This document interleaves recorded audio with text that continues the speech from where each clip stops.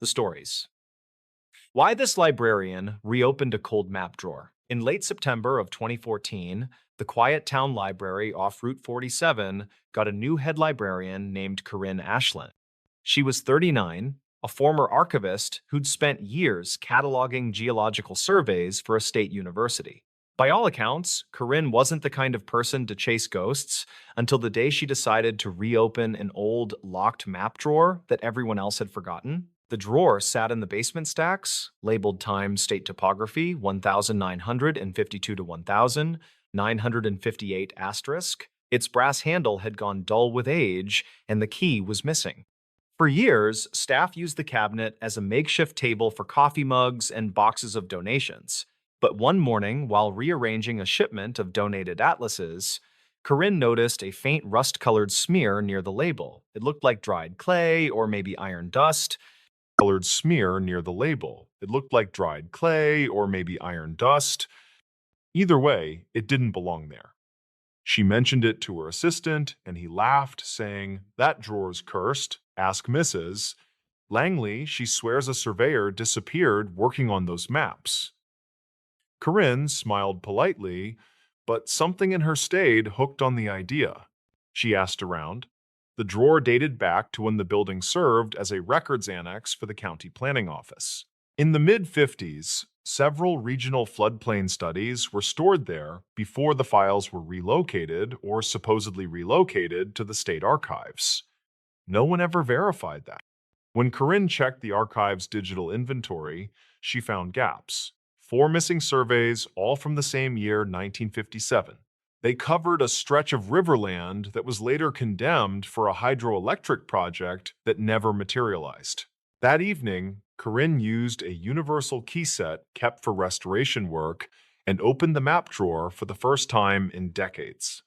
Inside were rolled parchments bound with cotton strings, their edges yellowed. Beneath them, she found a tin box wrapped in wax paper.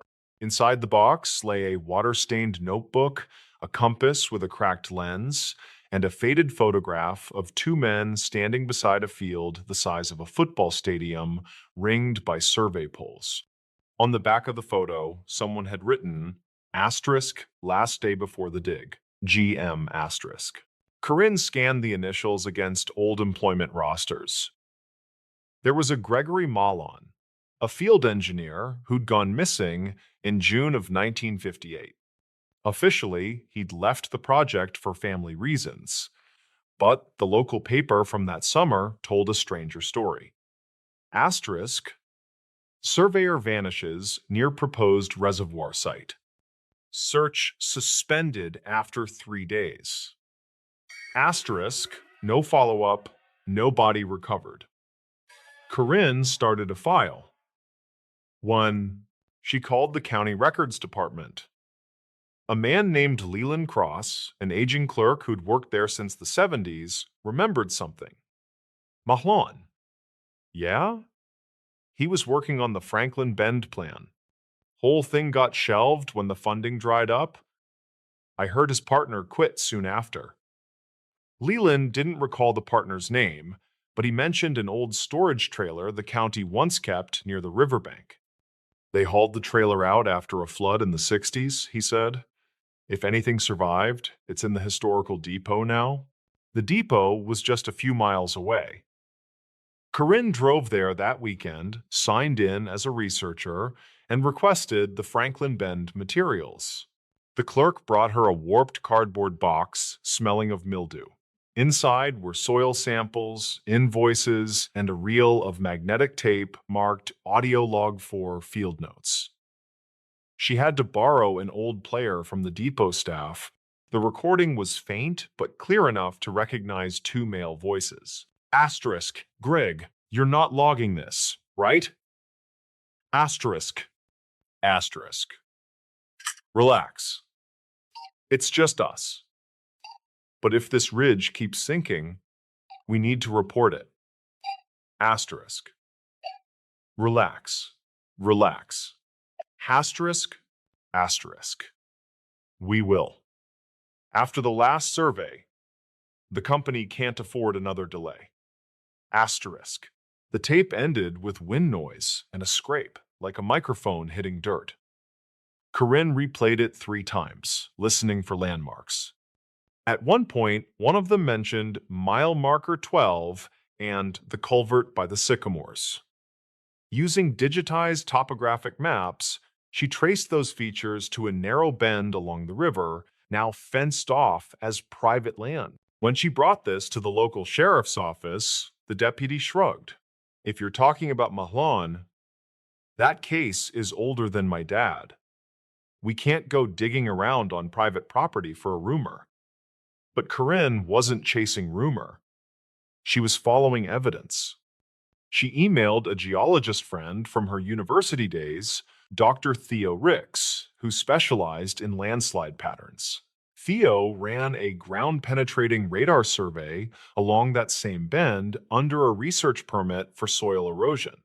The data showed a deep subsidence pocket about 20 feet from the current riverline, consistent with an old collapsed tunnel.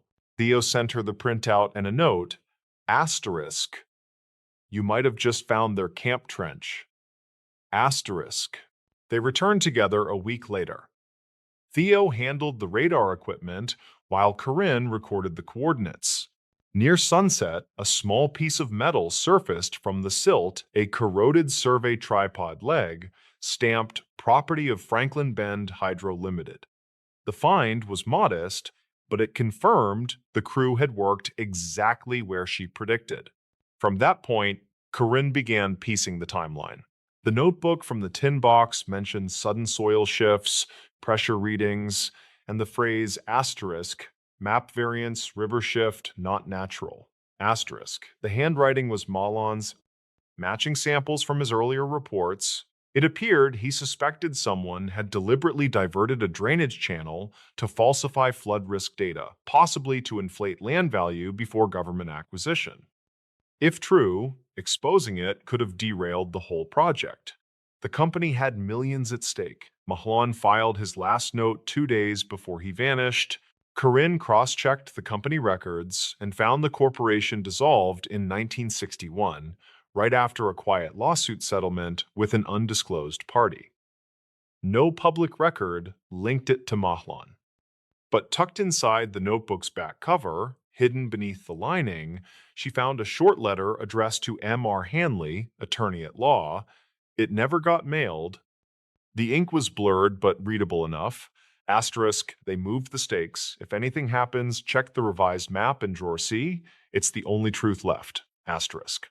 Drawer C was the one she'd opened. By early winter, local journalists picked up her findings. The county authorized a limited excavation, mainly to verify the historic maps. When workers dug near the subsidence pocket, they uncovered remnants of an old metal barrel containing drafting tools and fragments of canvas. Among them was a wristwatch, glass shattered, still faintly engraved, asterisk GM, asterisk dental fragments. Nearby later confirmed Malan's identity. The discovery didn't just solve a missing person case, it revealed a quiet cover-up. The original floodplain data, preserved in those maps, showed the river was unstable long before developers planned the reservoir. Ignoring it had likely saved the investors short-term losses, but cost one man his life. The county issued a formal acknowledgement of error, though no one alive faced charges. The land was later rezoned as a conservation area. Corinne kept working at the library, though people now came from all over asking about the librarian who solved the map mystery. She never took credit beyond saying she just followed what was left behind. The old drawer was cleaned, cataloged, and displayed behind glass with the tin box and the compass inside. Every so often, she'd unlock the case to polish the brass handle, and she'd think about Mahlan's note, the way he wrote times the only truth left, asterisk.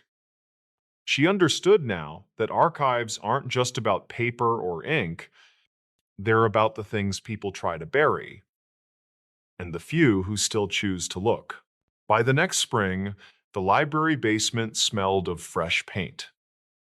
The drawer sat quietly in its corner, again, cool metal against the hum of fluorescent lights. And that was enough. No headlines, no dramatics, just a reminder that sometimes reopening the past isn't about curiosity. It's about letting someone finally be found. The Bridge Creek drowning that wasn't recorded. Locals in Deschutes County still mention a cold evening on Bridge Creek when a man vanished without an official entry. Witnesses later argued over the hour and the light while the water ran clear and slow beneath alder shade. The only certainty, according to archived notes kept in Bend, was that the call for help never landed where it should. The gap in paperwork turned an ordinary search into a puzzle that keeps reappearing in winter conversations. The man most often named was Trent Avery, 42, contract carpenter in the area to price repairs on a seasonal cabin. He reportedly arrived 2 days earlier and slept in his truck near Sisters to save money, according to a motel clerk. The cabin owner said he never signed in or asked for a key because daylight was already fading near the ridge. The owner told deputies he expected a text that never came, which is a detail that repeats across later statements. Avery met one person that afternoon, a fisheries tech named Mara Collins, 34, state employee, checking culvert screens along a Forest Service spur. She said the creek looked safe for a crossing at the ford, which remained shallow where gravel spread across 2 tire lanes. Her state records log for that date lists water clarity as good and current speed as moderate with no debris above the culvert. She remembered a white cooler in his truck bed and a neatly folded jacket on the passenger seat. Dispatch logs from that week show wildfire smoke along the highway and intermittent tower issues between Sisters and Camp Sherman. A technician wrote that calls sometimes hopped east before returning, which could explain later confusion over which county heard the first report. A private tower contractor filed a brief noting brief resets during the evening hour when shadows lengthened across the creek. The record is not a smoking gun, but it sits near the time window witnesses describe. Collins said she left him near 5 while the light still held, and the ford looked routine for any cautious driver. She told investigators he waved and asked about the old bridge pilings that stick from the bank near the bend. She reportedly replied that the pilings belonged to a logging ramp that washed out when storms changed the channel 2 winters back. She did not recall him stepping into the water or walking the gravel bar to test the footing. State records list a cloud front moving in from the northwest with cooler air that sometimes makes breath show at dusk. A ranger out of Sisters wrote that the creek often looks tame until a beaver dam upstream lets a pulse slide through. That can raise water a few inches quickly, which becomes meaningful in a narrow crossing where tires already press wet stones. The ranger did not say this happened that night, only that such pulses occur without sound along that reach. The first missing person alert does not exist in the county file from 2009, though later forms reference an original call. One deputy said the form might have been faxed to a non-emergency line that stopped accepting overnight traffic. Another deputy thought a visitor probably dialed from near the highway and hit the wrong jurisdiction due to the tower skip. The absence of a timestamp feeds the theory that information arrived in pieces and never landed in a single folder. 2 anglers claimed they saw a dome light blinking near the ford sometime after dark while the truck sat angled to the bank. They argued about whether the engine idled or whether they only heard water sliding against stones under the alders. Some locals claimed a third person approached the scene on a bicycle and left without speaking, though investigators never confirmed such a rider. Their statements match on the dome light detail and diverge on almost every other point. Avery's sister later provided archived notes from his phone bills that show attempts to call a Ben number around 8. The number belongs to the cabin owner who had already driven home to Redmond and silenced his ringer above the garage. Records conflict on whether a voicemail ever arrived because the carrier log shows activity while the device log shows only a missed call. The discrepancy is small yet meaningful when trying to place a voice in a narrow hour along the creek. Searchers walked both banks at first light and found boot tracks that entered from the gravel bar and faded where cobble turned firm. A tape measure in a photograph shows a stride that stays even then shortens near a shallow channel cut by the previous week rain. They recovered the white cooler 50 yards downstream, caught against willow roots, with the lid unlatched but nothing inside. The jacket remained on the passenger seat exactly as Collins described, which adds a quiet weight to her timeline. A retired deputy who reviews Coldfield files said the map grid for the initial sweep sits one square too far east. He blamed a habit of copying last season templates during busy weeks and missing small shifts in volunteer practice. That oversight pushes a key waypoint off the creek, which could explain why a thermal search missed a figure in the brush. He did not frame this as proof that someone waited there, only that the error changed where people looked first.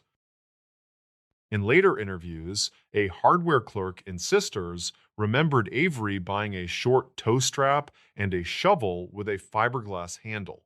The clerk thought he mentioned a soft approach near a ford where ruts filled and needed a few minutes with a blade. The receipt time lines up with Collins and the ranger notes, which places him near the creek before dusk with reasonable tools. The purchase does not prove a crossing attempt, yet it keeps the possibility within a narrow band of motives. A volunteer firefighter described a call that almost arrived, a carrier ping that appears in a phone report but not in dispatch logs. He said the station door was open for inventory and the tone speakers clicked once without the usual follow message. He wrote his memory down years later for a training handout, which makes it more story than record. Still, several younger volunteers say they heard similar clicks during that month when the tower resets annoyed crews. Divers checked a pool downstream where the channel tightens and lifts small whirl lines against a rock rib under the bank. Visibility stayed poor due to fine silt stirred by a mid-morning wind and a brief flow rise from upstream wetlands. They found no clothing or wallet and no keys, which matches the detail that the truck cab stayed unlocked at the scene. The diver lead said the bottom felt mostly smooth with scattered roots that would have caught a heavy object easily. Weeks later, a property survey crew flagged a scrap of fabric trapped on barbed wire near a floodplain meadow. The piece looked like work pant material and carried fine silt that stains in the specific way Bridge Creek water does.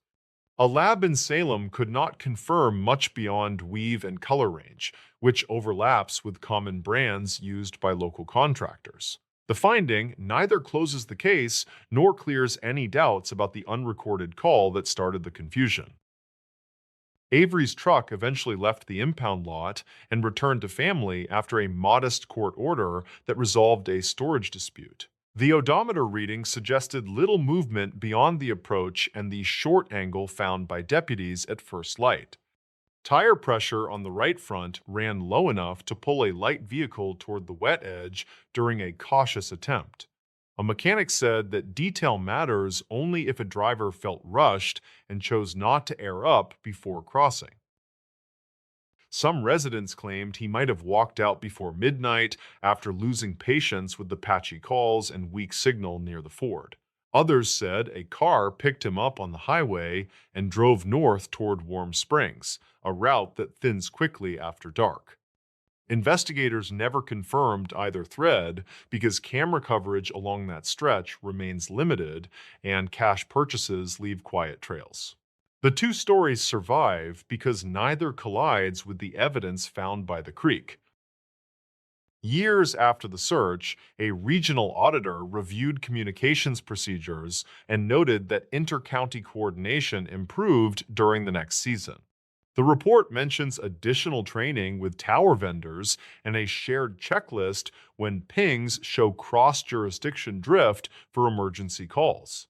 None of that resolves where Avery went. Yet it addresses the blank square where his first alert should have lived. The lesson sits quietly in meeting minutes while the creek keeps moving stones along the shallows. The file remains open in a narrow sense with periodic review when new hikers report odd finds in willow tangles after spring runoff. Most of those reports fade after a deputy drives out and looks where grass has already leaned and lifted again. The absence of a recovered body keeps speculation tethered to polite voices in diners near the highway and the mill. The story persists because the paperwork gap made a simple night on a small creek feel like an argument that never ends.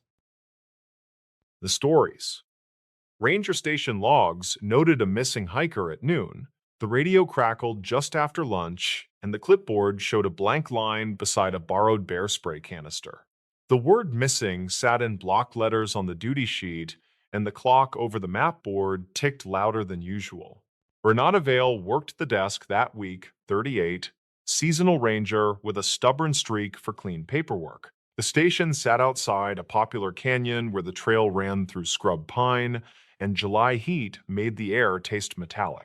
Her plan for the day was simple: clear the lost and found shelf and call 2 vendors about water filters.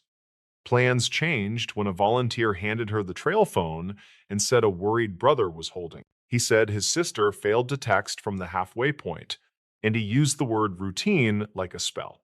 He gave a name that did not exactly match the sign-in sheet, and his voice thinned when Renata asked about clothing and pack color.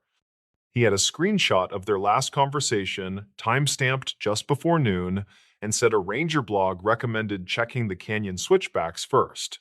Renata felt the quiet alarm that starts in a seasoned ranger's hands, the kind that steadies rather than shakes.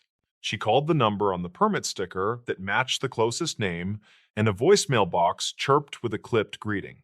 She checked the station cameras that watched the parking turnouts and found a silver sedan rolling in at 10:20.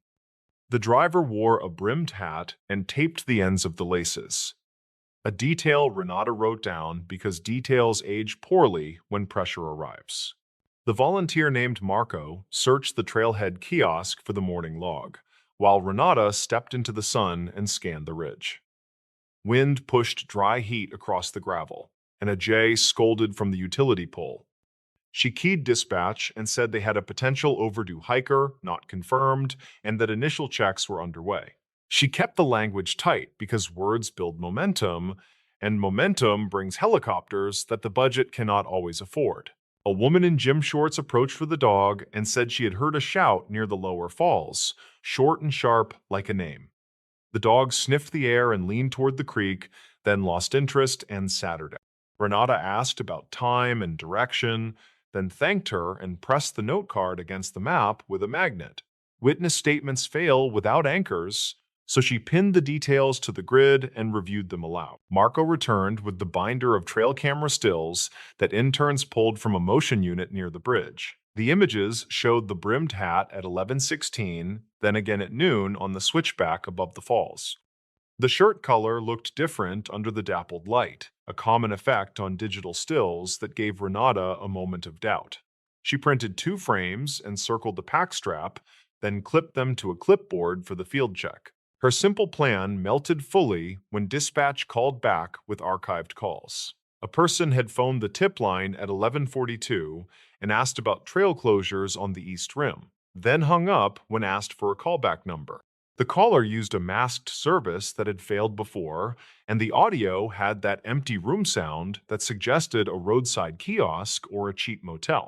Renata pressed a knuckle against the map and agreed to log the call as related. She put together a step-by-step, starting light and staying local to the canyon. First, a hasty sweep from the bridge to the switchbacks with 1 ranger and 1 volunteer. Second, a parking lot inventory to match plates to permits and to note any vehicles with cooling engines that did not match sign-ins.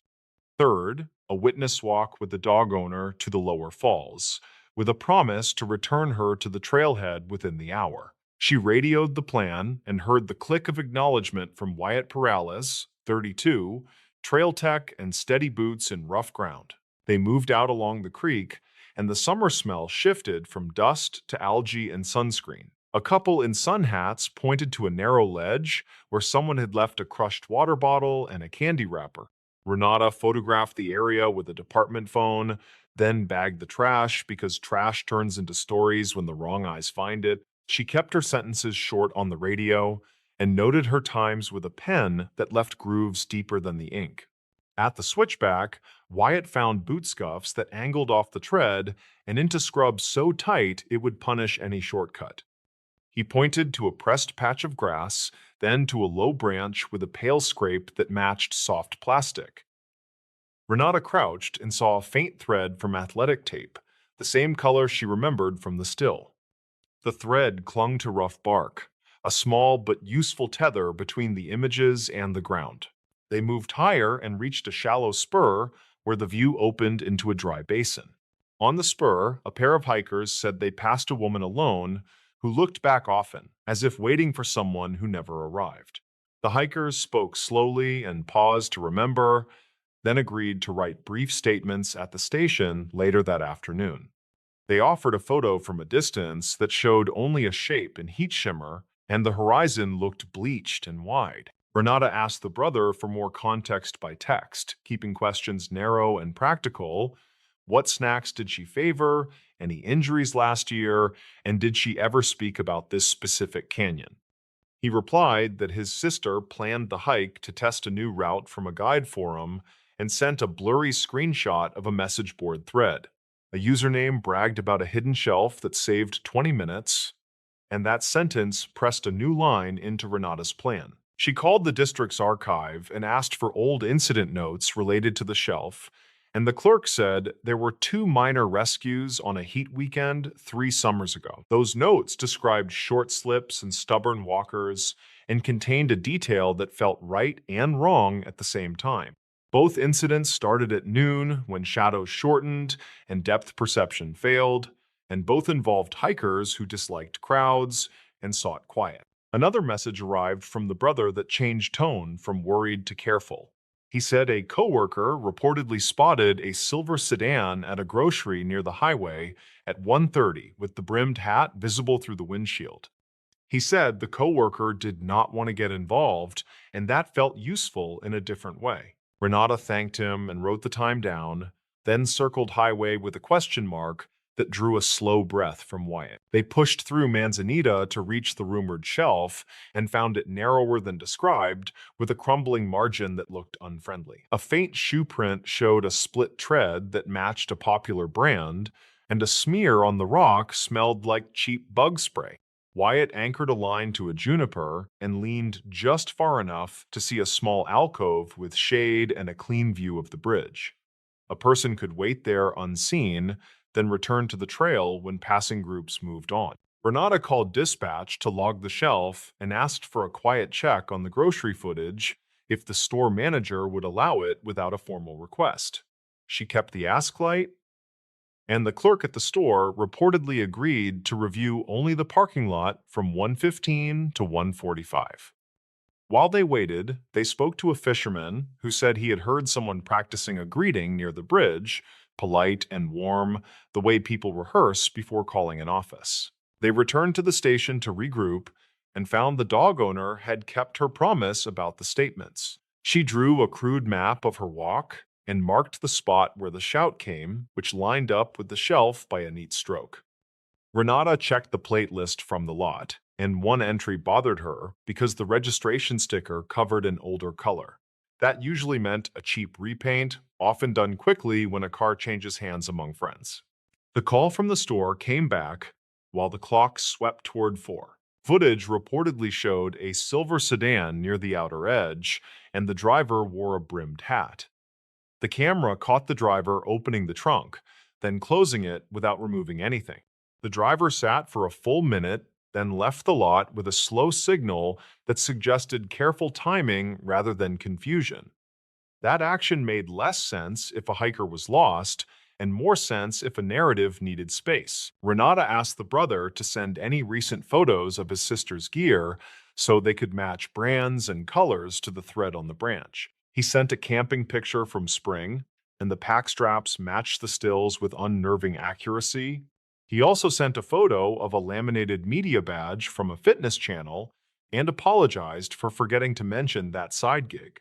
Renata stared at the badge and felt the click of pieces rubbing into place. She pulled the permit files again and found a second entry from the morning that used a near match to the name, with a transposed letter that looked accidental at first glance. The second entry had a note in different handwriting that said, "Early shoot near bridge, approved by office." The office had approved no such shoot as far as Renata knew, and a deep memory of an email warning about unauthorized product videos rose to the surface. Those videos sometimes used stage trouble to capture attention, then rode the wave for clicks and ad buy. She contacted the regional office and asked whether a crew had requested permission that day, and the answer came back tidy and negative. The office asked for details, and Renata kept her language cool and focused on logs and times.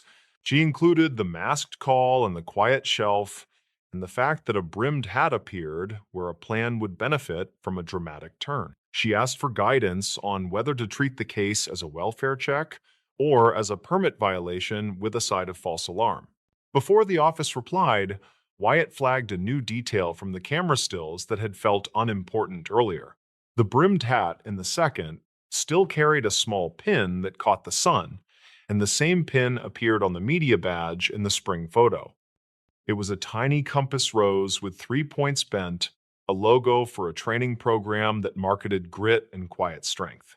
The pin created a line between online identity and trail identity, often a line people try to blur when views are currency. The volunteer team returned from the upper spur with a clean report and no sign of distress along the ridge. A group of teenagers said they watched a drone rise above the bridge and glide toward the shelf, then return quickly when someone shouted about rules. The teenagers filmed the drone on a phone, and the video captured the brimmed hat figure leaning on the railing, then turning away when the shout landed. Renata saved the clip and documented the time, then asked the group to leave contact details in case the office needed follow-up. As evening lights softened, dispatch called with a quiet advisory. A patrol unit had found a silver sedan parked at a scenic turnout 15 miles east, empty and cooling, with a folded jacket in the back. The officer waited nearby without lights and reported a second vehicle pulling in close, then leaving when the cruiser rolled forward. The plate on the second car belonged to a rental agency with a flexible policy about credit cards, a detail Renata captured without judgment. The office finally replied and advised a welfare check with a parallel inquiry into misuse of emergency channels. They recommended a measured approach that prioritized safety and avoided public drama. Renata agreed, and then called the brother again and asked him to come to the station, explaining that in-person rooms make details easier to manage. He arrived with shoulders high and hands careful, and he looked like someone who disliked being on the wrong side of a counter. He admitted the channel sometimes staged challenges, and that his sister had pitched a solo speed test that needed daylight and a sense of risk. He insisted that no real danger was planned, only a late check-in, followed by a triumphant return and a lesson about preparation. He said a friend reportedly stood by with water near the highway, and the masked call was about closures because crowds ruin dramatic timing. He said he panicked when she missed the planned text by a full hour and called the station because the bit felt wrong. Renata listened and typed, then asked to speak with the sister by phone. The brother made a call on speaker, and the brimmed hat answered with a small breath, then a quick apology that sounded practiced. She said she was safe and nearby, and that she feared trouble once she realized how many people had watched the bridge. She agreed to meet at the station within 30 minutes and added that the shelf was a mistake because the rock felt greasy and mean. She arrived with salt on her face and a steady gaze, 34, freelance trainer and editor for a mid-sized channel. She wore the pin on the brim and kept her hands open on the counter, then gave a full account that matched much of the timeline. She described the shelf and the alcove and admitted the staged silence to build tension for a cut. She said the drone operator backed out when a shout scared him and that the grocery stop was a pause to decide whether to end the bit early. Renata walked her through the consequences with a calm voice and clear steps. They would log the misuse of the term missing in the station ledger, and forward a report on the masked call to the office. They would recommend a fine for the drone flight near the bridge and review the permit files for the transposed name entry. They would also offer a voluntary donation to the volunteer team for the hours spent and recommend a public safety note if the channel posted any edited footage. The woman nodded and said she understood, then asked whether the station planned to call the county. Renata said the county dispatch already sat in the loop and had agreed to remain cooperative as long as the channel avoided inflaming viewers. She added that the station took missing reports seriously because moments consume resources, and that even staged quiet pressures real systems. The woman agreed to record a clear statement and accepted a brochure on safe filming that looked oddly gentle in the harsh light. Wyatt stepped outside and watched the last cars roll out of the lot, and the air finally cooled enough to feel kind. The dog from earlier barked once from a passing truck, and the fisherman from the creek lifted 2 fingers without slowing. Renata filed the forms and wrote a final note that tied the shelf to the old rescues and the pin to the badge and the masked call to timing. The station lights hummed and the clock hands slid past 6, then found their mark without ceremony. By the time the brother and sister left, the word missing on the duty sheet had a line through it. Renata kept the original note card with the magnet hole because records tell stories when memory wants to embellish. The office would likely call tomorrow and ask for clarifications, and the drone policy would probably gain a new sentence. She felt the usual mix of relief and irritation that follows a false alarm, and the strange sympathy for people who turn risk into currency. Later, the channel posted a short video that downplayed the panic, and the comments argued about rules and grit. The station received 2 thank you emails from hikers who heard the news secondhand and a complaint from a person who disliked the fines on principle. Renata archived the messages and watered the plant on the windowsill, then wrote one more line in the log about the shelf that was not a shortcut. The sentence ended with a plain warning that noon creates flat shadows and false confidence, a small truth inside a larger one. In quiet moments after a shift like that, she believed most people want a story that forgives them. Trails do not forgive, they teach. And the classroom never closes just because cameras blink. The station would open again at 7, and the clipboard would carry new names, and the clock would tick in the same steady way. Somewhere on the ridge, a jay would scold the wind, and the shelf would wait with its narrow promise, ready to turn bravado into paperwork. The stories. The motel room safe with a secret ledger. The motel sat just off a 2-lane highway that curved through a stretch of desert where radio stations faded to static. The sign still buzzed faintly, a few letters missing so that it read, asterisk, Elton Mo L asterisk. For years, the rooms had been rented mostly to truckers, traveling salesmen, and people who didn't want their names on a record. But in the spring of 2011, a part-time maintenance worker named Vince Daly age 42, came across something in room 12 that would change how the place was remembered. Vince wasn't an ambitious man. He fixed air conditioners, mowed the patchy grass, and replaced broken keys. On that particular morning, he was there to remove a faulty safe from under the dresser. It had been locked for years. Ever since the manager before last passed away, the new owner told him to cut it open so the space could finally be rented again. Inside was a single object, a small black ledger, its edges curled and faintly sticky, as if something had spilled on it long ago. The front cover had no name, no label, just a thumbprint stain. Vince assumed it was nothing. Maybe a guest had used it to keep receipts. He tossed it in his tool bag and went on with his work. Later that evening, curiosity got the better of him. He opened the ledger while sitting at the counter of a diner across the road. The first few pages were normal lists of initials, dates, dollar amounts, but halfway through, the tone shifted. Names were written in full, alongside words like balance cleared and returned.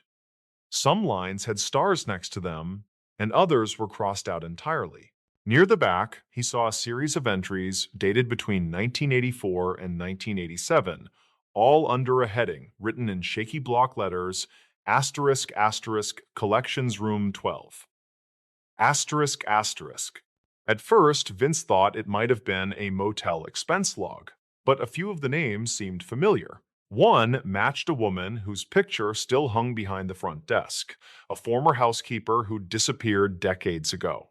He mentioned it the next day to asterisk asterisk Marlene Greer asterisk asterisk, the daytime manager, who shrugged and said old records were full of ghost entries. Still, something in her expression told him she wasn't entirely surprised.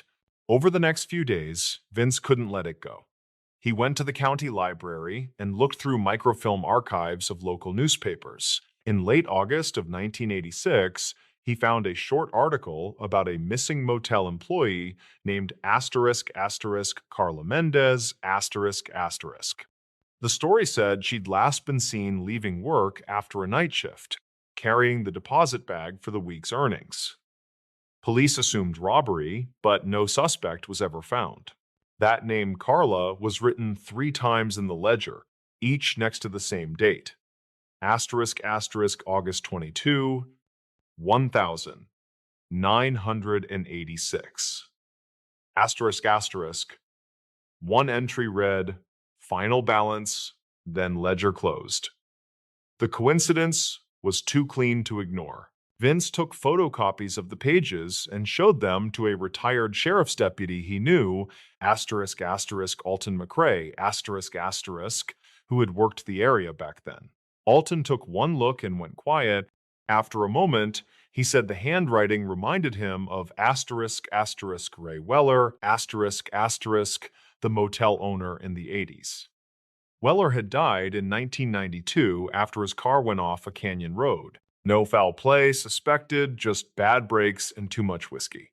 Alton said there were rumors Weller used the motel as a front for short-term loans cash advances to locals who couldn't go through a bank. The ledger might have been his way of keeping track of who owed what. The crossed-out names, he explained, could mean debts paid. Or something worse. Vince started noticing how people reacted when he mentioned the find. Some locals would change the subject. Others told him not to dig. The place had been losing business for years, and nobody wanted reporters sniffing around. But he couldn't shake the thought that someone might still care about what happened to Carla Mendez. He tracked down her sister, asterisk asterisk Isabel asterisk asterisk, who still lived 2 towns over. When he showed her the ledger, she didn't even touch it. She just said, "We already tried for 25 years. Nobody cared then. They won't now." Before leaving, she pointed at one of the other names, asterisk asterisk, P. Larkin. Asterisk asterisk. He was a regular there, she said. Used to drink with the owner. Ask the bartender from that time if he's still alive. Vince found asterisk asterisk Pete Larkin asterisk asterisk listed in a 2020 phone directory. He was living in a nursing facility about 30 miles away. When Vince called, the man's memory was fading, but one thing stuck. There was cash, Larkin said. Every weekend, people paid what they owed. Weller called it the 12 Club. Said if you didn't pay up, you checked out for good. It sounded like drunken talk, but when Vince returned to the ledger, he realized that almost all entries labeled cleared were tied to weekends. One page listed the amount 500 next to C. Mendez, and a note, asterisk asterisk, handled in 12. Asterisk asterisk. At this point, the facts that remained were simple. Carla disappeared on August 22nd, 1986. Weller's ledger mentioned her by name that same day. Weller died 6 years later in what might have been an accident, and now, decades later, his motel still stood, barely operating, with a safe no one had opened until Vince cut it loose. He reported everything to the local sheriff's office. They took the ledger as evidence, but nothing came of it for months. Then, in early October of 2012, a construction crew working on a new drainage ditch behind the property uncovered partial human remains. Dental records confirmed they belonged to Carla Mendez. The investigation was reopened. Forensic teams matched residue from the ledger's pages to soil found at the burial site. Both contained the same rare industrial solvent used in the motel's janitorial supplies during the 80s. It wasn't enough to convict anyone, but it closed a circle. The 12 Club wasn't a rumor. It was bookkeeping for threats carried out. By the time the motel finally shut down, Vince had long quit. He moved north, took a job maintaining cabins at a lakeside resort, and stopped talking about what he'd found. Reporters wrote short pieces calling it the Ledger case, and then it faded again into local legend. Years later, when the building was demolished, one last item turned up in the rubble, a second, safe, smaller, newer, but sealed tight. Inside, they found only a key-tagged *** room 12. Copy. ***, nothing else, no pages, no ledgers, just that key. Placed deliberately. People who'd worked there guessed Vince had planted it, a quiet nod to what he'd uncovered, but those who knew him said he wouldn't have done that. He hated attention. Maybe it was Weller's doing, a strange joke meant to outlast him. Either way, the motel's sign was gone, the ground was leveled, and the highway kept humming like nothing had ever happened. Still, sometimes at night, when the wind passes through the empty lot, locals say you can hear the faint rattle of a loose metal door like an old safe settling back into silence. Whether that's true or not hardly matters. What stayed was the story, and the proof that even the most ordinary places can keep ledgers of their own. The stories. Paramedic who kept one final snapshot. The story began with a photo that shouldn't have existed. A single Polaroid, slightly overexposed, showing the inside of an ambulance during a call that supposedly never happened. It was discovered years later, tucked between the pages of an old medical manual in a small-town fire station's archive. The man behind that photo was Martin Kessler, a 42-year-old paramedic who'd spent nearly 2 decades working in a quiet coastal county. He was the kind of person people trusted instantly, steady hands, calm voice, always first on scene and last to leave. Colleagues said he never forgot a face, even from calls years earlier. That photographic memory made the irony of what happened next impossible to ignore.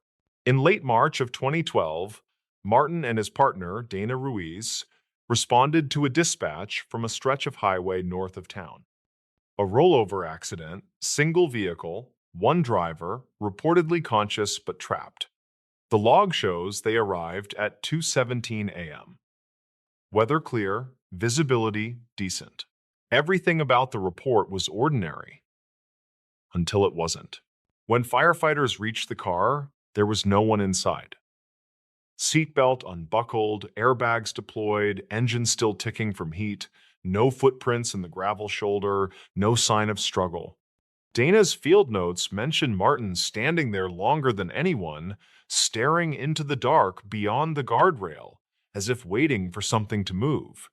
He didn't say much on the drive back. Just, it doesn't feel right. Someone was here.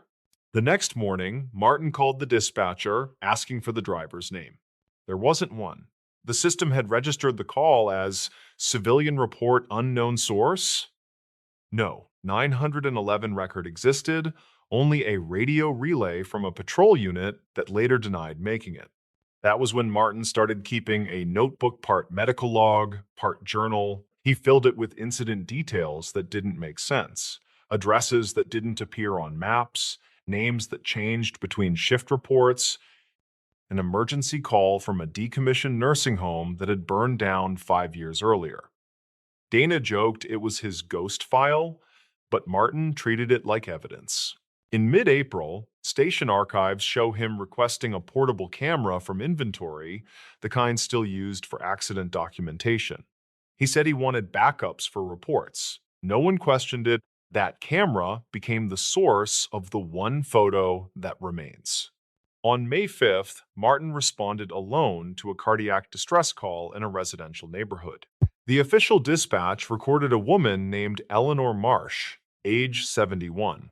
When Dana arrived 15 minutes later, the house was empty. No patient, no signs of struggle, only Martin sitting on the front steps, shaking. He told her he'd just finished chest compressions, but there was no body. That evening, he turned in a sealed envelope to the station chief. Inside, a single Polaroid showing an elderly woman on a stretcher inside the ambulance. Her face pale but peaceful, IV line in her arm, heart monitor reading a steady rhythm. The timestamp on the photo matched the call, yet no hospital in the region logged a patient by that name, and the ambulance's GPS data placed it in the station lot at the time. For weeks, the department treated it as a data glitch, a wrong timestamp, maybe a mistaken upload. Martin, however, stopped taking calls entirely. He used his accumulated leave and disappeared from the rotation. Dana later said he'd started visiting the county records office, spending hours looking through missing persons reports from the 1990s onward. According to the clerk's statement, he requested files on one case repeatedly: a local woman, 71 years old, who'd vanished from her home in May of 1996. Her name, Eleanor Marsh. She'd been last seen the same week a younger Martin had begun his EMT training in that same county. What tied them together came from an old photograph Martin found in the file. It showed a group of EMT trainees standing beside a vintage ambulance. On the far left, a younger Martin smiling awkwardly. On the far right, a woman in a white nurse's uniform, Eleanor, back when she'd volunteered with the training program. Her sudden disappearance had never been solved. The case quietly closed after 3 years. The evidence stacking grew stranger. In late May, an internal audit found Martin had accessed archived radio frequencies from the old dispatch system equipment retired in 1999. He'd been trying to trace the source of that first mysterious accident call. Logs showed someone or something still transmitting on that outdated frequency once every few nights, always repeating the same brief phrase, "medic en route." By early June, Martin returned to work briefly, though he looked exhausted, his once steady hands trembling. He told Dana he thought the woman from the Polaroid had been trying to reach him for years, that all the phantom calls were echoes of old emergencies, looping through time until someone finally answered. She begged him to take time off again, but he refused. "If I stop listening," he said, "they'll stop trying to come home." The last confirmed sighting of Martin Kessler was on June 15th of that year. Surveillance footage from a rural gas station shows him fueling the ambulance alone, headlights off, before driving north toward the old highway. The timestamp reads 2:17 a.m., the exact minute of the original rollover call. 3 days later, the ambulance was found parked beside a defunct rest stop, keys still in the ignition. The driver's side door was open, the radio turned to static. In the back compartment, responders discovered a single Polaroid camera lying on the gurney. It contained one undeveloped sheet of film. That image was later processed by the state lab. It showed the inside of the ambulance, empty except for a stretcher, with 2 folded paramedic jackets placed neatly side by side. The back doors stood open, facing a foggy stretch of road. The official report labeled Martin Kessler missing, presumed deceased. No further transmissions were logged from the old frequency. The firehouse quietly retired his call sign, and the Polaroid was sealed in evidence storage, tagged simply, "Recovered from Unit 7, June 15, 2012. Years later, when new recruits asked about him, veterans would point to the framed photo on the wall, the one of Martin and Dana receiving their service award in 2010. Behind the glass, barely visible under the reflection of overhead lights, there's a faint double exposure. The outline of an ambulance interior, doors open, a stretcher waiting. At this point, the facts that remained were simple. The snapshot was real, the patient never existed, and somewhere along that forgotten highway, a paramedic might have finally answered a call meant only for him. The stories. Night guard who logged footsteps, no camera recorded. The night it happened, the security office at the old Westmore shipping depot smelled like dust and burnt coffee. According to shift logs, a 42-year-old guard named Dennis Halbrook clocked in at 11:30 p.m. and wrote a short note. Asterisk. Routine patrol. Clear floor. Humid tonight. Asterisk. He was the only guard on duty. By dawn, his chair was empty, his flashlight was lying under the main stairwell, and the building's cameras, 8 of them, showed nothing from the hours between midnight and 2. Westmore had been a Rust Belt landmark since the late 1970s, a concrete maze of loading bays and silent conveyor belts on the edge of a quiet Midwestern town. Dennis had worked there for 7 years, divorced, reliable, usually quiet. The kind of man who showed up early and read old paperbacks during breaks. That night was supposed to be uneventful, just a standard walkthrough before the building was scheduled for renovation. Around 12:10, he logged a line in the duty notebook kept beside the monitor screens. Asterisk. Footsteps on mezzanine catwalk, West Wing. Checked cams, no feed, asterisk, a minute later, asterisk, still hearing it, will inspect, asterisk, that was the last thing he ever wrote. The plant's internal system backed up video every 6 hours. When investigators reviewed the footage from the mezzanine camera, the feed cut to static precisely at 12:08. Other cameras kept recording fine until 2:30, showing only flickering lights and empty halls. A maintenance worker named Harold Cortez arrived early that morning to replace fluorescent tubes on the ground level. He found Dennis's flashlight lying on its side, beam still weakly glowing, and the notebook open. No sign of struggle, no torn fabric, no blood. Just footprints, 2 sets tracked faintly through the dust. One set from Dennis's standard issue boots, the other, smaller, bare, leading to the freight elevator that hadn't worked in months. The county sheriff's department filed the case as a missing person. Official notes cited malfunctioning surveillance and probable equipment interference. But people who'd worked there doubted the malfunction explanation. Westmore's night tech, a woman named Carla Wynn, swore she'd serviced those cameras the previous week. They were old, but fine, she told local reporters. The cables were intact. You can't lose a feed that clean unless someone cuts power at the board. Dennis's sister, a nurse named Ruth, said he'd called her the night before. He'd sounded distracted, mentioning he'd found a second badge lying by the locker room door. She assumed he meant another guard's ID, but the company only issued one active credential, his. Archived building logs later showed the same badge used twice that night. Once when Dennis clocked in, again at 12:11, opening the West Wing stairwell door. Whoever used it the second time moved toward the mezzanine exactly where Dennis had gone to investigate. By late summer of 2014, the company shut down the depot and cleared out the interior. Cleanup crews unearthed a small personal cassette recorder near a ventilation shaft behind the third bay.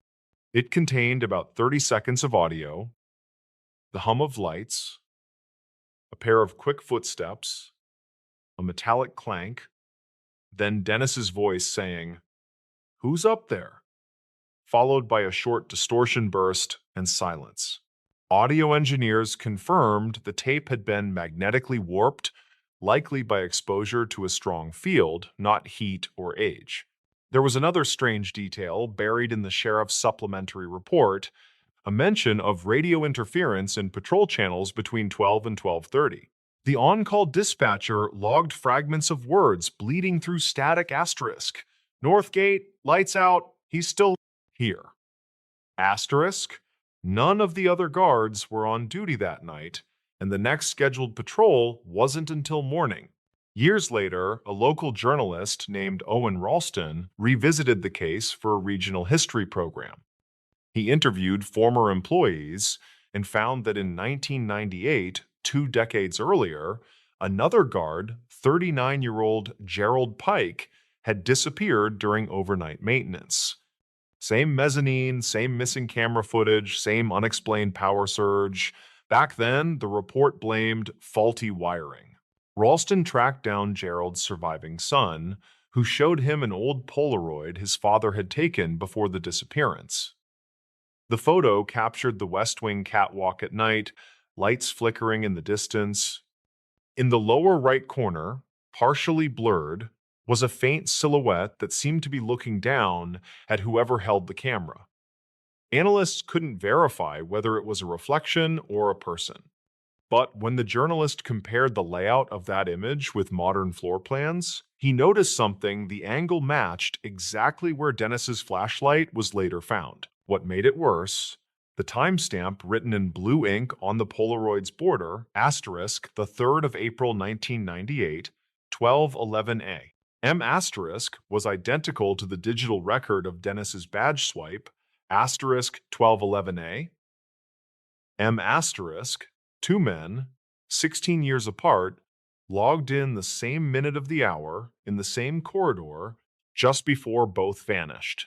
Electrical engineers consulted during Ralston's project suggested a pattern of ground faults that might have caused rolling blackouts localized to one wing, possibly scrambling old analog video circuits. It could explain the synchronized failures, but they couldn't explain how both guards' ID logs and physical traces pointed to motion beyond any camera's field. In late autumn of 2021, the depot site was finally demolished. Before the demolition, a volunteer archivist named Leah Torres cataloged remaining items from the security office for the county museum. Inside a rusted filing cabinet, she found the original duty notebook sealed in a plastic evidence bag. Most pages were smudged, but the last line stood clear under the dried ink. Asterisk. Still hearing it. Will inspect. Asterisk. Beneath it, barely visible under a tilt of light, another faint line appeared, impressed by pen pressure, not ink.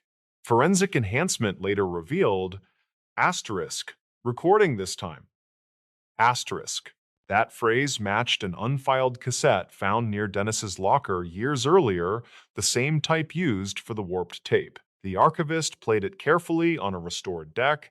The audio was faint, but at the 13-second mark came what experts described as a pattern of steps, counted 7, then stop. The acoustics placed it roughly 10 feet above the ground, consistent with the mezzanine. When news of the find resurfaced, Ralston added an epilogue to his documentary. He pointed out that both the 1998 and 2014 incidents shared one quiet constant. The security logs always mentioned footsteps, but never the echo that should have followed in a steel-floored building. He speculated that the mezzanine's partial collapse during construction years earlier created a space that resonated oddly, bending sound in ways the old analog recorders couldn't track. Maybe, he said in the closing narration, what Dennis heard wasn't someone walking, but the building replaying itself. The official record lists Dennis Halbrook as missing, presumed deceased. No remains were ever found. The West Wing mezzanine was melted down with the rest of the metal. Today, the old depot grounds are a parking lot for long-haul trucks. Drivers who park overnight sometimes mention hearing boots pacing above the asphalt when the wind picks up, though there's nothing there, just open sky. Local radio traffic still gets random interference near mile marker 32, short bursts that resemble a steady rhythm of footsteps. At this point, the facts that remained were simple. Two guards, years apart, logged the same minute, heard the same sound, and left no image behind. The rest, whatever it was, stayed between the missing frames of a camera that never recorded and a notebook line that never should have been there. The stories. Why this motel room safe changed everything. They called it a budget motel along a long highway spur where road dust gathered in corners and secrets settled quietly. The room safe in number 12 looked ordinary enough, powder-coated steel with a keypad that beeped politely at tired travelers. Lyle Garza woke before sunrise on a Tuesday, 38 years old, and working claims for a regional insurer. He had driven 3 hours to meet a policyholder whose pickup had burned behind the old diner, and he wanted clean paperwork today. He checked into the motel first, showered fast, then laid out forms on the dresser, careful about matching VIN digits and timestamps.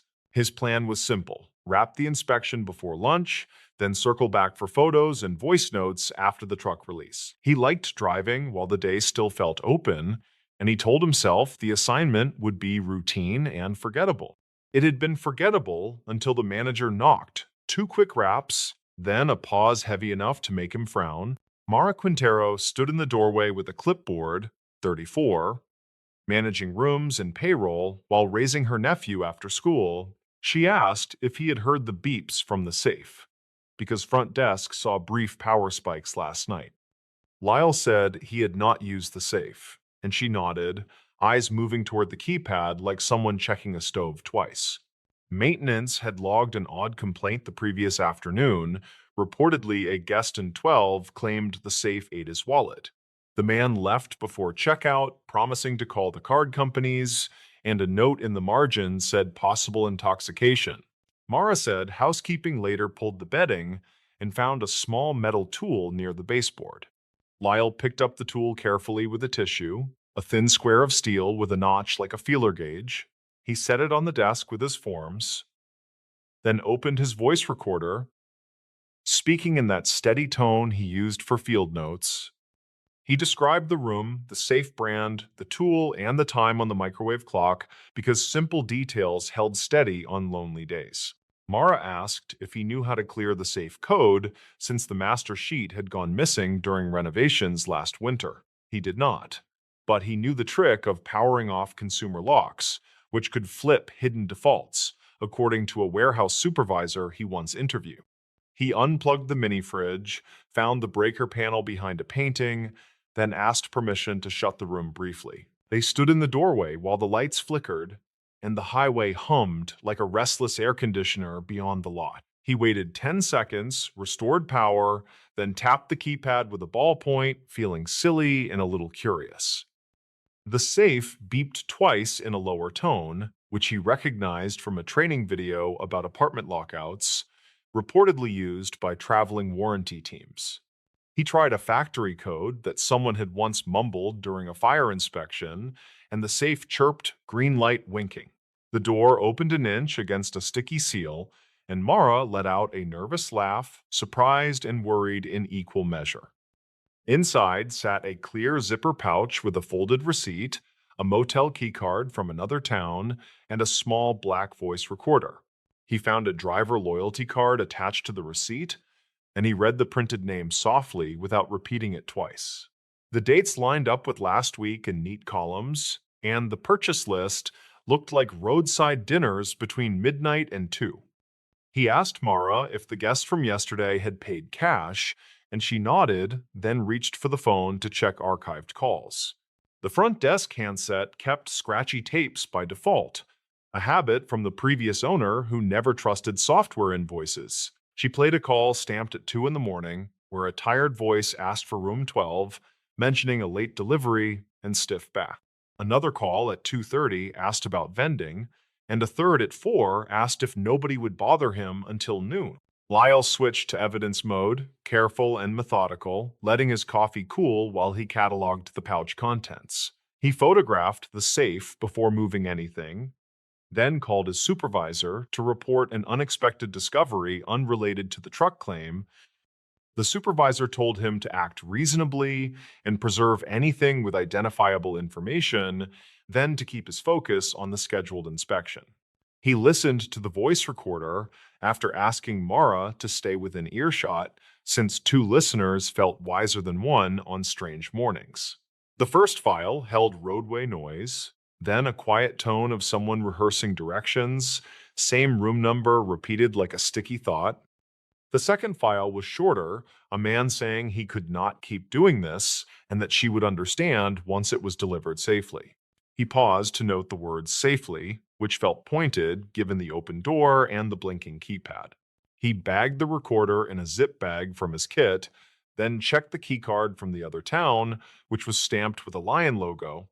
Mara recognized the chain and said there was a property 30 miles north, mostly used by truckers and medical travelers. He returned the room to normal and headed for the burned truck with his camera bag, but his plan had started to wobble.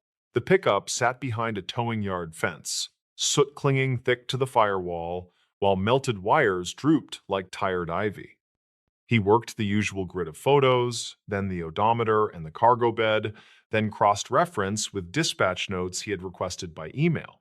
The fire report smelled like common engine loss, not sabotage, and he felt relief settle along his shoulders as the cause narrowed.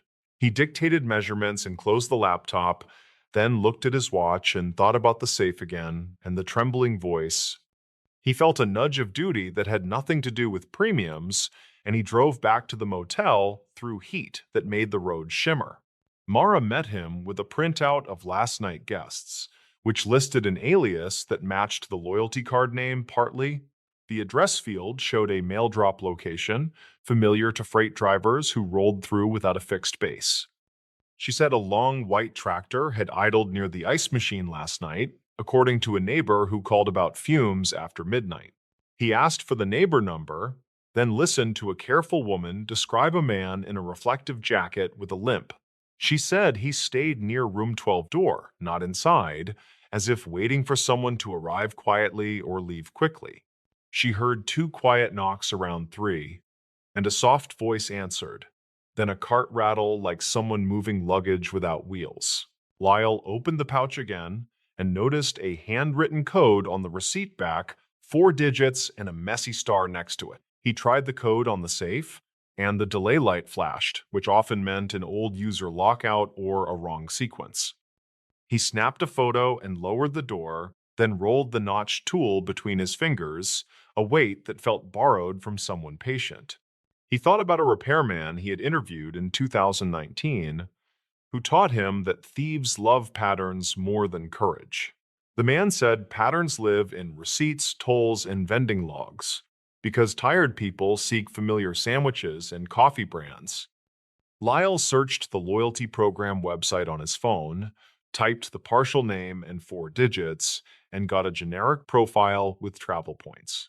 The profile showed recent redemptions listed by city, and he wrote them on a notepad, then drew lines between dates and approximate routes.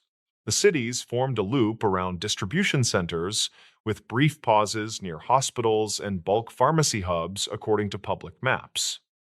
He felt his heart step faster as the voice recorder line about delivered safely nudged his thoughts toward the quiet side of medicine. He told Mara he would drive north to the Lion Logo Motel for a quick visit, and she insisted on calling ahead politely. The clerk up there skimmed her stay sheets and mentioned a forgotten envelope last week found under a mattress frame during turnover. The envelope held nothing when housekeeping retrieved it, but a corner showed marks from a rubber band, reportedly stretched tight. He reached the northern property by mid-afternoon, watched trucks rock gently in wind, and asked for the manager on duty. A tall man with tired eyes met him in the lobby, said a nurse had asked about a lost pouch 3 nights ago. She wore a badge from a staffing agency, spoke quickly, and left a number that went to voicemail full by morning. The manager allowed a quick look at the lost and found cabinet, which contained phone chargers, a chipped mug, 3 lanyards, and a plastic bag with an empty pharmacy sticker peeled halfway. Lyle photographed the bag and wrote the former label number carefully, then stepped into the parking lot to call a friend in compliance he trusted. The friend checked a public database of recalls and shortages, then told him to consider the rise in small clinical thefts along transport corridors. He returned to his car and replayed the second audio file, hearing the way the man swallowed hard between sentences. The phrase delivered safely stuck again, and he wondered if safely meant to someone specific, not to a warehouse or anonymous shelf. He drove back to the first motel with a plan forming, not quite a theory, but a set of steps that could either untangle or embarrass him. He asked Mara for permission to review last week camera footage that covered the breezeway near room 12, and she agreed. The feed was old, grainy, and stamped with the wrong date, since nobody reset it after storms in 2015. Still, silhouettes moved clearly enough. And at 3:12, a figure in a reflective jacket appeared with a short, careful stride. The figure waited near the door, then crouched to slide something under, then stood fast as another figure approached from the stairwell. The second person carried a rolling cart with a blanket thrown over, which hung low enough to hide a small cooler shape. They exchanged a short handshake, then rolled the cart toward the soda machine area, where cameras always blinked with static. Lyle paused the frame and sketched the handshake position, because small, consistent gestures tied people to habits when faces stayed hidden. He compared the notebook times to the archived calls, matching the neighbor report with the footage minute stamp nearly exactly. He folded his notes and looked at Mara, who watched quietly with the clipboard held like a shield against a sudden chill. He called the non-emergency line and asked to speak with property crimes, then explained he was an adjuster who found items in a room safe. He said the items might connect to an ongoing pattern, not a single incident, and that he was available to hand them over cleanly. The dispatcher thanked him and routed the call, and he kept his voice steady while explaining that nobody was hurt today. The detective who arrived wore a tie gone soft at the edges, a man who had seen this exact motel a dozen times. He took the pouch, the recorder, and copies of the photos, then asked Lyle to explain the breaker trick and the code attempts. He nodded at the handshake frame and said a group had moved product along back roads for months, staying under dollar thresholds on purpose. Lyle asked quietly if product meant medicine, and the detective said people cut solutions with water and resold to small clinics. In some stories, the clinics were victims with forged orders, and in others, they were partners, trying to stretch short supplies like taffy. The man in the reflector jacket likely ran deliveries for cash while hauling legal freight, which made tracing routes messy and confusing. The detective listened to the voice files twice, then looked at the loyalty redemptions and circled two cities with his pen. He said the phrase delivered safely could mean to a person at a care home who could not pay official prices anymore. The pouch might have served as a drop signal, and the room safe might have held a stopgap in case someone panicked. They took statements from Mara and the neighbor by phone, and the manager at the northern property sent a scanned copy of his notes. The detective collected the notch tool and said it was standard for bypassing cam locks, which matched a series of quiet thefts from vending. He asked Lyle to write a formal summary of his steps, meticulous and dated, and to expect a follow-up if a warrant landed later. Lyle finished the paper part in his room, breathing slow while light crept through the blinds in a warm, tired stripe. He wrote down the way the safe beeped twice after power restoration, which suggested a default that any one patient could eventually find. He wrote the route loop and the hospital adjacency, and he wrote the voice phrasing exactly because transcription mattered when memories warped. He closed his laptop and stared at the open safe like it wanted to be ordinary again, silent and blank and light. He felt that shift people talk about when routine work bends into something it has no business touching on a weekday. He thought about honest clinics, rationing doses, then about someone paying cash at 3 in the morning because a parent cried. At dusk, the detective called back and said a unit found the white tractor idling near a different budget property downtown. The driver had the same chain lanyard from the lost and found cabinet, and his phone contained notes about room safes by brand. He reportedly told officers he was only a messenger and that someone else handled actual swapping and dilution, which sounded flat and practiced. Lyle listened quietly and said he would be available if a deposition request arrived. Then he sat with the keycard on the dresser. He knew he would remember the feel of that notched tool because it had a purpose-built patience that felt personal. He knew he would remember the cheap beep of the safe and the way a single small space changed the line of his day.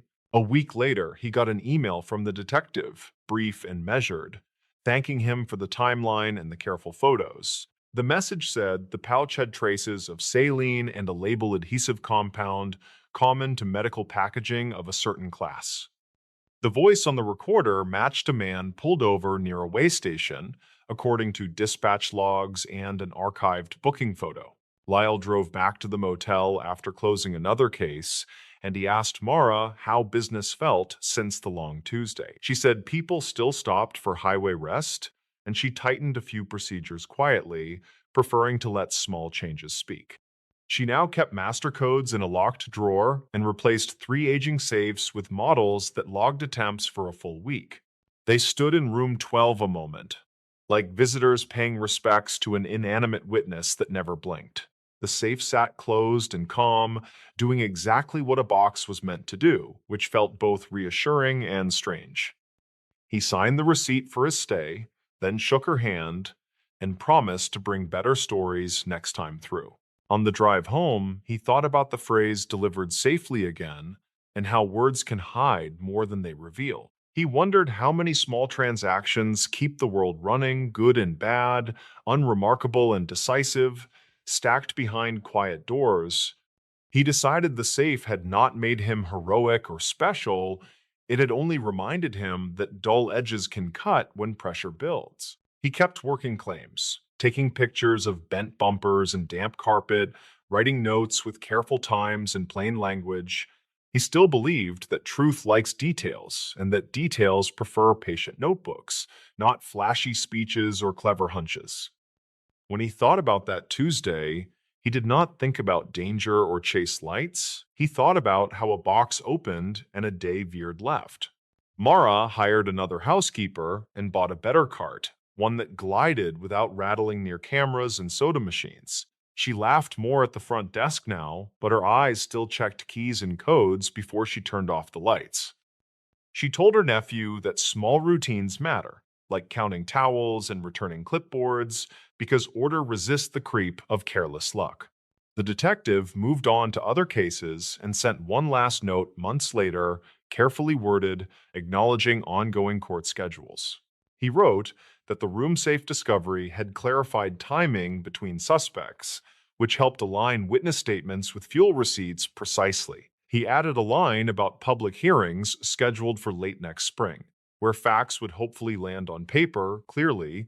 The motel kept renting room 12 to travelers who wanted ground-level convenience and an easy walk to the ice. The safe held wallets and passports and nothing dramatic for a while, which suited everyone whose name stayed off any report. The highway kept pouring itself past the parking lot, and the night clerk kept coffee hot for anyone who needed comfort. Lyle sometimes thought about stopping by without a claim, just to buy a soda and wave at the office through dusty glass. He pictured the safe blinking quietly in that square of afternoon sun, as if practicing for whatever day came next.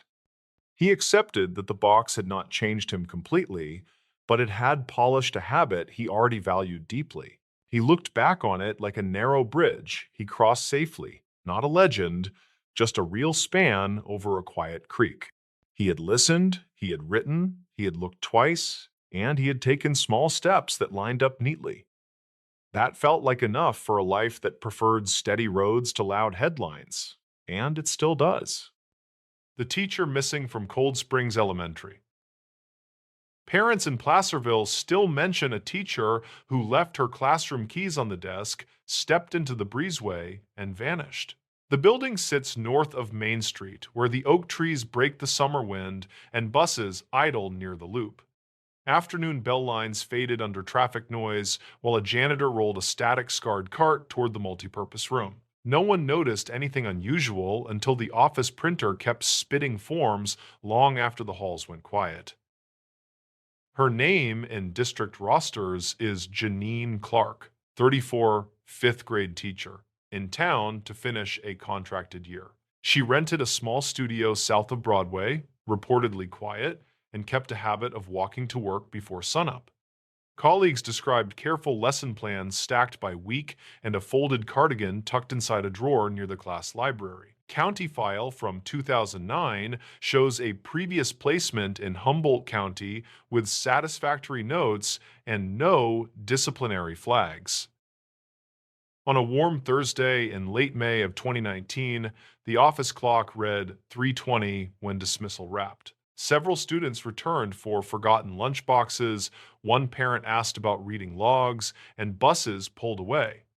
Janine signed the dismissal sheet, placed two graded packets in a labeled bin, and told the secretary she would lock up. Dispatch logs later noted a routine call about a stalled sedan on Placerville Drive, unrelated, around the same window.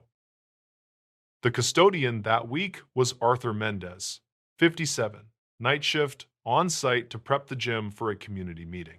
He said he saw Janine cross the breezeway with a manila folder under one arm, moving toward the staff room. He remembered a quick wave and a half smile, nothing hurried, and a quiet hallway where the trophy case hummed. His statement says he kept mopping by the south doors until the wax turned even and the clock hit 4. At 4:15, according to archive notes kept by the principal, a substitute teacher named Erin stopped by the copier. She noticed the machine running with no one nearby, pages in neat stacks, and a sticky note asking to refill paper. The sticky note showed Janine's looping script, though investigators never confirmed the note's exact time because the ink bled slightly. Erin said she refilled the tray, gathered the stacks, and left them on the counter under a laminated safety poster. State records show the district uses a keycard system that logs exterior entries, though interior movement remains untracked. The card assigned to Janine recorded entry at 6:51 that morning, and no exit swipe appears that afternoon. Investigators cautioned that propped doors near the breezeway could bypass the system, and some locals claimed staff sometimes did that. Maintenance logs mention hinge repairs on the east exit, possibly encouraging the practice when the wind pressed hard against the frame. A parent volunteer named Samuel Wright, 41, delivery driver, on site to stack donated books, offered a different recollection. He carried two boxes toward the library when he heard a short conversation from the staff room that he could not parse. He saw a figure in a blue jacket by the vending machine, not a teacher he recognized, facing the window. He did not see Janine, and he reported the detail only after reading a notice requesting timelines the following Monday. Investigators mapped movements on a campus diagram printed from county archives using colored pins to mark estimated positions and times. The staff room window faces a small garden where students grow tomatoes, and a service gate opens toward the back lot. Security cameras cover the front entrance and the bus loop, leaving the service gate and breezeway without recording. Some locals claimed a camera once watched the breezeway, though budget minutes do not confirm any equipment there during that year. Janine's sedan remained in the parking row closest to the flagpole when deputies arrived around 7 after a delayed call. She kept a reusable water bottle in the cup holder and a spiral notebook on the passenger seat with math notes. The engine was cold and the windows were cracked a finger width, which is common when classrooms run warm in May. A small tote in the back seat contained graded essays bundled with twine and a paper marked for revision. Her phone pinged the tower near Bedford Avenue until 4:27, then showed no further activity that day. A records technician later explained that coverage drops inside certain parts of the building, especially near the inner hall. Investigators never confirmed whether the device powered down or lost battery because the handset was not recovered. The district retains a bring your own device policy, which complicates retrieval of carrier details without a separate order. County file from 2009 includes an older missing person from the same district, though the circumstances differ widely. That case involved a grounds worker who left during a winter storm and returned 2 days later without explanation. Some locals claimed a pattern, but the sheriff publicly said the comparison did not hold and records conflict on timing. The archived notes from that earlier incident emphasize exhausted staffing and slow road clearance rather than campus conditions. A neighbor at Janine's complex told deputies she heard footsteps outside the unit around 5:45 that morning. She described keys clinking and a short cough, which matches a routine Janine mentioned at a staff wellness meeting. The neighbor did not see anyone that afternoon, and she thought Janine would attend a training on the following day. That training appears in district calendars, location marked as the county office, which aligns with emails recovered from the principal's account. A week later, search teams walked the trails behind the school where oak leaves gather in dry gullies. They checked culverts near the water district fence and traced the drainage channel that runs toward the old railroad grade. Cadaver dogs alerted once near a cluster of trash cans, then lost interest, which handlers later described as inconsistent. Investigators never confirmed that alert because wind and heat had shifted and the cans had been emptied earlier that morning. Friends from her previous post in Humboldt County described a cautious person who favored steady routines over last-minute plans. She called her mother on Sundays, kept receipts in envelopes by month, and logged miles for tax records with tidy lines. In Placerville, she reportedly joined a small literacy group that met near Cedar Ravine on alternating Thursdays for practice tutoring. Attendance sheets show 3 meetings in April and early May, and her name appears on each page in neat print. The principal told investigators that budget season pulled staff into long hours and multiple hiring files stacked on her desk. She said she spoke briefly with Janine about a special education referral, and she promised to follow up by email. That email exists in the server archive, timestamped 112, with a short reply from Janine at 1:14. The reply references a student name that is redacted in released records, which limits independent confirmation of the context. Several community members recalled seeing a white pickup near the service gate at approximately 4, parked crooked with no emblem. A grounds crew worker said the truck belonged to a vendor who repaired drinking fountains, though the schedule lists no visit. Investigators never confirmed the plate because the gate camera did not exist, and statements vary on the exact bumper stickers. Some locals claimed they saw a ladder in the bed, while others remembered a cooler and a tangle of rope. The custodian Arthur later clarified that he locked the East Hall at 4:30, then walked toward the dumpsters. He said the sky had turned pale with high cirrus, and the gym smelled like fresh varnish from the morning coat. He rolled the empty cart past the staff room and noticed a chair pulled out, a half banana, and a humming refrigerator. He did not see the manila folder, and he could not say whether the copier stacks had been moved inside. Family interviews indicate Janine planned a weekend trip to Auburn to see an old roommate who waited at a cafe. The roommate sent a message at 6, then another at 7, and assumed traffic had slowed the drive. When no reply came by 9, she called the district number on the website and reached voicemail. She filed a welfare check request, which appears in dispatch logs at 9:23, triggering the evening response to the campus. A teacher from a neighboring classroom said she found a sticky note under a stapler on the following morning. The note read that a parent conference needed rescheduling after a sibling pickup issue, and the signature looked like Janine's line. Investigators never confirmed whether the note was written that day or earlier in the week, and light smudges complicated analysis. The pen used matched office stock pens that many staff share, which limited any useful tracing of ink purchase records.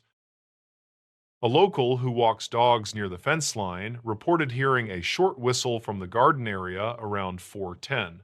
He thought it was a child imitating a bird and did not approach the gate, which often sticks near the latch. He later wondered if it signaled someone, though investigators cautioned against building narratives from faint memory. His statement was filed, and the report notes residual mower noise from a neighbor's yard that could mimic a whistle. State records confirm that Janine held a valid credential, and her evaluations listed steady classroom management with consistent routines. Her attendance from January through May showed 2 personal days for dental work and 1 sick day after a winter cold.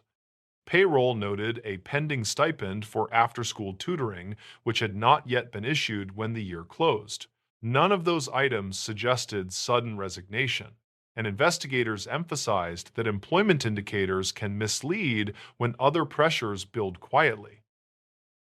During summer, crews replaced the east exit hinges and repainted the breezeway where varnish had peeled under repeated heat. A maintenance supervisor said the project had been scheduled earlier and supplies were ordered before the school year ended. Some locals claimed the timing erased scuffs that might matter, though county guidelines require routine upkeep before fall. Investigators never confirmed whether any scuff carried evidentiary value, and photos in the file show only generalized wear. In September of that year, hikers reported a neatly folded cardigan near a turnout on Mosquito Road beyond the river. Deputies collected it and noted size and label, which aligned with a brand Janine favored in photos from field trips. The cardigan carried no traceable tag to the store, and rain had passed, which softened any residue on the fabric. The lab report listed indeterminate results, and records conflict on whether the color matched one seen in her classroom drawer. A tip line produced calls about a blue jacket figure seen near the staff room, but descriptions varied by height. One caller remembered a limp, another mentioned a ball cap, and a third thought the zipper shone under fluorescent light. Investigators compared the accounts, and they never confirmed whether those details refer to a single person or several passersby. The vending machine vendor list showed restock on Tuesday, not Thursday, which complicates assumptions about who lingered in that corner. As the year turned, the district reassigned the classroom and boxed the remaining supplies for storage in a locked cage. A new teacher unpacked the math notebooks after winter break and found a roster with penciled updates beside surnames. The updates matched Janine's handwriting according to a reading specialist who trained with her, though the date line is blank. The specialist gave a statement that she last saw Janine at lunchtime on Thursday, standing by the copy room doorway. A brief item ran in the local paper referencing a missing teacher, and it led with courteous language about community support. The article cited the sheriff and the principal with spare quotes, and it named the school without giving the address. Comments online drifted towards speculation about roadways and footpaths, which investigators discourage when maps can mislead. That caution appears in archived notes from early briefings, and the phrasing repeats across updates released over the next months. By spring of the next year, the case summary condensed into a timeline that begins with the morning entry swipe. It lists classroom activities through dismissal, notes the copier running, places Arthur in the South Hall, and places Samuel near the library. It marks the unverified blue jacket sighting, the unlogged service gate area, and the sedan parked by the flagpole when dusk settled. Then the line ends with the phone ping drop and a blank field where investigators wrote pending until further leads arise. Some locals claimed they saw her hiking on weekends near Cronin Ranch, yet trail cameras never placed her there. Others believed a rideshare picked her up near the loop, but state records show no relevant trips in that time. Theories about staff conflicts appear in informal threads, and investigators never confirmed any disputes that fit the timeline. The available documents lean toward quiet routine turning into absence, and the file holds that shape without stating a cause. The district still keeps her name in older newsletters stored on a public folder that parents browse during enrollment. There are photos of book fairs and science night tables, and in one image, she adjusts a poster while students grin. None of the images show unusual visitors, and timestamps land months before late May, which narrows their significance. The folder remains a reference point for volunteers who remember that spring and for families who ask about the old garden. The classroom has new posters now, and the breezeway smells like wax again when summer arrives and heat rises. Children run toward buses, teachers wave with clipboards, and the office printer chugs through permission slips that stack on the counter. A sign near the garden asks people to keep the gate closed, though the latch still feels loose on windy afternoons. The story remains mostly paper and recollection, anchored by dispatch logs and sober lines that leave the ending open. The snowplow incident on Dalton Highway.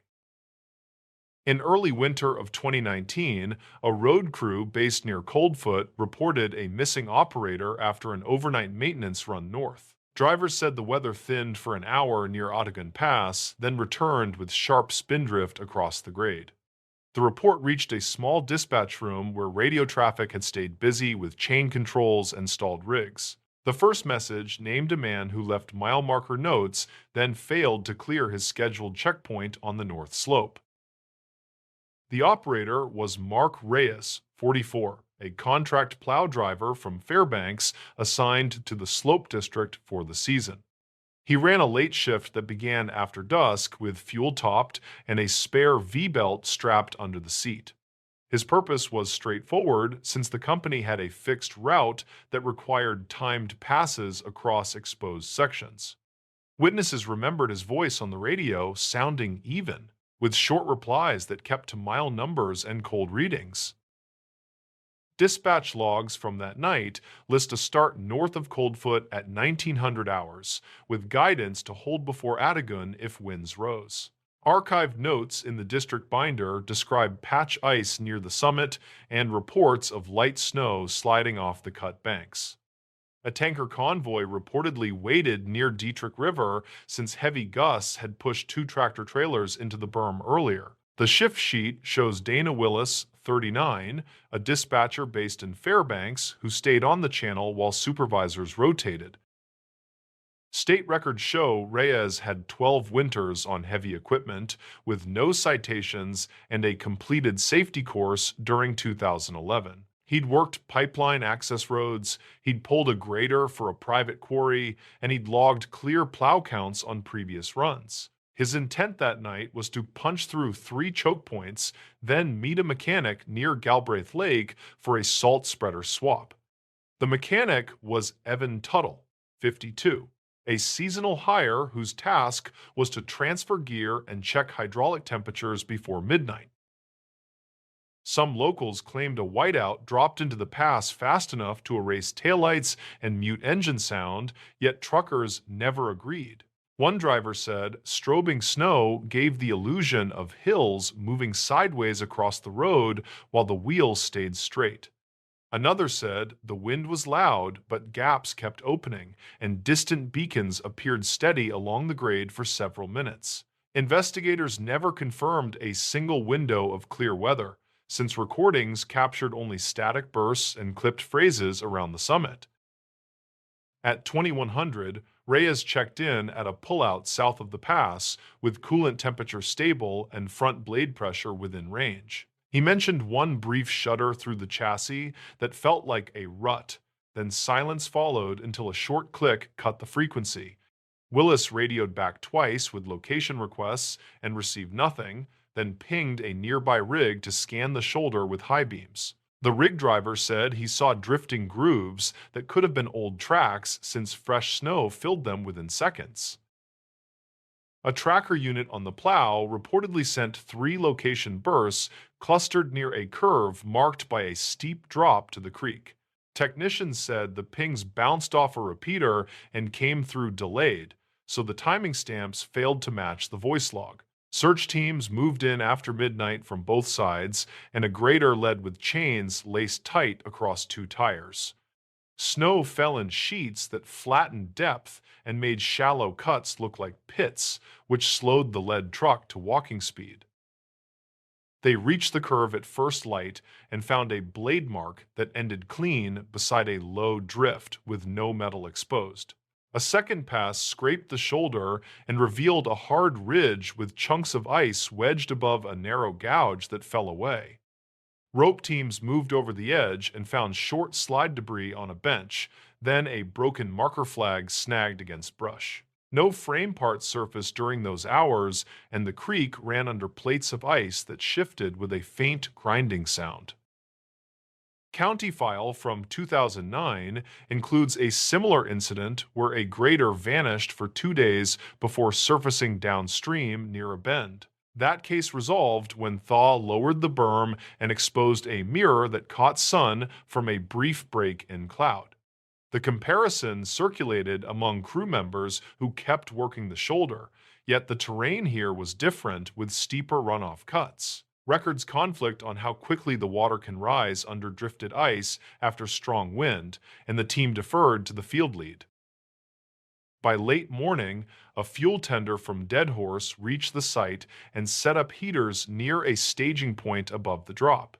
Tuttle arrived from the north with tools and asked for the last radio phrase, then checked the hydraulic lines of a parked plow. He noted a tendency for the quick couplers to chatter during crosswind, which could sound like harsh rattle over the cab floor. Mechanics later wrote that cab noise might mask a failing sensor, since cold snap could trigger alarms that barely breached the static. Aerial support from a contractor circled the pass after wind eased, and the observer described a faint brown scar cutting the slope. The scar blended with ripples left by earlier slides, and a few dark smudges along the line looked like willows pressed flat.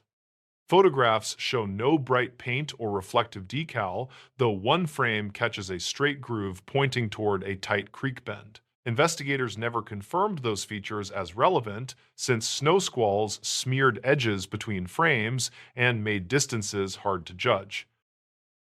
Afternoon brought a partial clearing that revealed a fan of ice shards downstream, and a thin sheen of coolant floated in a pool. Samples were jarred for testing, and the chain crew shifted downhill with bars to pry plates loose where the creek narrowed.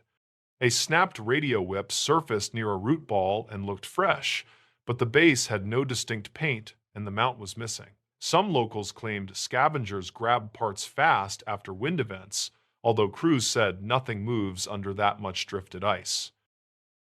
Willis compiled a timeline that night using dispatch logs and audio clips, then flagged minutes where Reyes last sounded clear and calm. She included notes on tanker releases and 2 reports about a stopped reefer whose engine coughs overlapped the plow check-in. The final packet lists contacts with the State Patrol and a maintenance foreman who drove south to relieve the tired search crew. That foreman added tire print photos that seem to double along the shoulder, which can occur when chains stamp over their own path. During the second day, a Parkerized tow hook appeared in a melt pocket with scratches no wider than a thumbnail along the curve. The hook matched a model used on the plow fleet, yet maintenance inventory showed 6 variations that had circulated for years. Without a serial, technicians wrote a reserved note that placed the hook in a probable category rather than as verified evidence. Some locals claimed the hook drifted from higher on the slope, while others said the creek likely dragged it after a brief surge. On the third day, crews uncovered a ladder rack buried in compact snow beside a narrow stand of willows near the creek. The rack fit, the plow make, and bolt patterns lined up within tolerances, which moved the case toward a likely location. A downstream net caught a small panel stamped with 2 digits that matched the fleet series, though corrosion blurred the final number. Investigators never confirmed whether the panel came from Reyes's machine, and state records marked the find as inconclusive with an asterisk. A trucker who runs that road each week provided a sworn statement that places a bright headlight west of the proper lane. He said the beam cut across a hump of snow and flashed once, then vanished as wind shifted, which he logged against his odometer. Another driver produced a dash recording where only hiss and faint pops can be heard during that minute near the summit pullout. Records conflict on whether either account fits the minute Reyes went quiet, since clock drift and reception gaps complicate the match. A fourth-day probe found the plow nose buried in a kink where the creek dives under a bank and resurfaces in a small pool. Divers worked under ice with lines and spotted a cab corner wedged against a boulder, then a shattered mirror floating free. The recovery took hours as the weather dropped again, and the team cut a trench to guide the frame toward a winch. When the cab cleared, the seatbelt latch showed marks from impact, and the ignition key sat half-turned with the radio switch on. The medical report is brief and cites blunt force trauma with a probable sequence that begins with a sudden drop along the hidden bank. It notes no sign of alcohol and a normal panel, plus bruising that aligns with a violent jolt as the frame struck rock. Investigators never confirmed whether the initial slide began from crosswind push or a shelf collapse that undercut the drift from below. The final line lists cause as accident during storm response, with contributing factors that include limited visibility and shifting ice. In the months after, crews added poles near the curve and new markers above the creek, and radio checks increased before the summit. The company revised night runs and paired plows for that section, while dispatch set tighter windows for convoys during early gust fronts. Some locals claim the changes came too late and that old warnings about the creek shelf sat ignored in a forgotten drawer. Archived notes show earlier mentions of undercut edges that never reached policy, though supervisors say budget cycles delayed permanent fixes. The Dalton Highway kept running through that winter and the next, and the pass remained a place where visibility turns to noise. State records preserve the photographs and the hook, and the rack sits tagged in a bin that lists the mile number. Drivers still slow near the curve and watch the creek where drifted plates hold for a week, then crack without warning. The file closes with a sentence that keeps to the facts and a road sign that leans slightly north when the wind rises. The stories. These archived tapes were a warning at the lake. The county kept a box of old tapes that nobody requested, though people mentioned a lake in half the labels. Each reel carried a handwritten date in faded ink, spanning from 1984 through 2001, then stopping abruptly. Rena Valdez was 34, a county records technician who covered the public window and handled the backroom shelves. She had planned a quick shift, then a quiet drive to her sister's apartment for leftover stew and television. The box of tapes ruined that plan because the new intern stacked it crookedly and the lid slid open suddenly. One cardboard sleeve read Lake Patrol. Another said Ranger Tower 2. The thickest sleeve said Dispatch Saturdays. A note at the bottom said duplicates for training, reportedly returned after audit, do not discard. The dates matched a period locals still referenced with nervous jokes, which meant details might still identify private people. She logged the box in a generic way, using the Lakeshore District and a wide date range to protect identities. She told herself it would wait until Monday, then she found herself winding a reel on the library machine. The machine clicked softly, and a voice filled the tiny playback room, thin and metallic. The first tape was a ranger briefing about posted signs and seasonal closures, and nothing seemed strange at first hearing. A man listed wind patterns, then a woman read names for volunteer cleanups, and then someone said maintenance reported missing bolts on the north dock. The voice added that the bolts were not stripped, they were removed carefully without damaging the boards. A second tape included a dispatcher answering calls about diesel sheen near the old boat ramp. According to the label, fishermen reported a smell like hot plastic, and a teenager reported chain rattling under the planks after dark. The dispatcher kept people calm while advising them to stick to lit areas and avoid the roped section. Rena paused the machine and wrote notes in her spiral, keeping each line factual with times and initials. She checked the storage log for incident reports from those dates, and the log showed vague entries about routine patrol and no injuries. It seemed like a cluster of small maintenance problems, which did not explain the careful script on the warning sleeves. She switched reels, and a new voice took over, quieter and closer to the microphone. The label said Saturdays 2, with a date from 1991 in shaky handwriting and a stamped number. The voice mentioned archived calls about chain noises again, and added that footprints led down the roped section in soft silt. Someone in the room asked about weather, and the answer was light wind, clear night, no boats scheduled after sunset. The voice then read a memo that asked rangers to log all interactions with a particular vendor near the snack stand.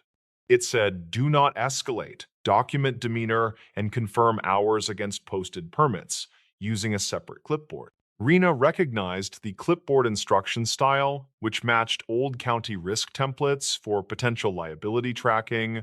Vendors generated paperwork when things went sideways, especially near open water with kids, which made steady documentation crucial later. Still, the tapes kept circling the same triangle of dock bolts, chain noises, and the roped section. She printed a map from the binder with blank labels, then drew a tidy triangle between the dock, the snack stand, and the ranger tower. The map helped her visualize lines of sight, and she started marking places with little asterisks for maintenance incidents.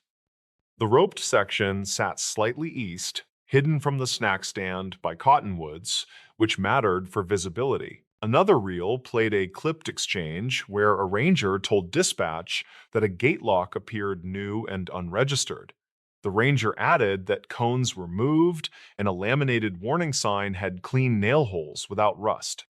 The dispatcher asked for photos, and the answer was already taken and copied for the folder labeled permits. The next tape changed tone with a shaky breath before an officer started reading notes into the recorder deliberately. He said witnesses reported a loud splash near midnight, then a truck engine idling on the far turnout. He said tracks showed heavy tread, then lighter footsteps heading back alone, and a partial plate was recorded without certainty. Rena stopped and checked the case index, trying to locate an incident number referencing a midnight splash during that month. The index only showed a maintenance order for replacing stolen chain and a request for more reflective tape. She underlined the lack of a matching incident and added a small arrow to her running list for later verification. On Tuesday morning, she asked her supervisor if she could inventory the box more thoroughly since the reels were fragile. He nodded without interest, telling her to log whatever needed logging and to shove the box behind tax rolls. That gave her private time in the playback room, which she used to build a timeline on fresh paper. She listened to another Saturday tape where a woman from the tower called dispatch about a boat drifting across the boundary. The boat moved lazily, but the line drifted toward the roped section, which was posted as no entry. The woman sounded firm, and she logged the time. Then she asked for a ranger with a bullhorn. A tiny clink echoed on the tape before a second voice said, "Hold on," then added that a chain was loosened again. The tower watched two shapes bending by the boundary floats, and the dispatcher repeated the request for immediate response. Sirens filtered faintly through the recorder, then the tape ended with an abrupt click that did not feel accidental. Rena checked the log again and found only a note about routine lake closure with citation for boundary violation. She highlighted the citation number and scribbled a request to pull the paper copy from the offsite cabinet. If the citation sheet had officer notes, she might find names replaced with initials and a vendor detail.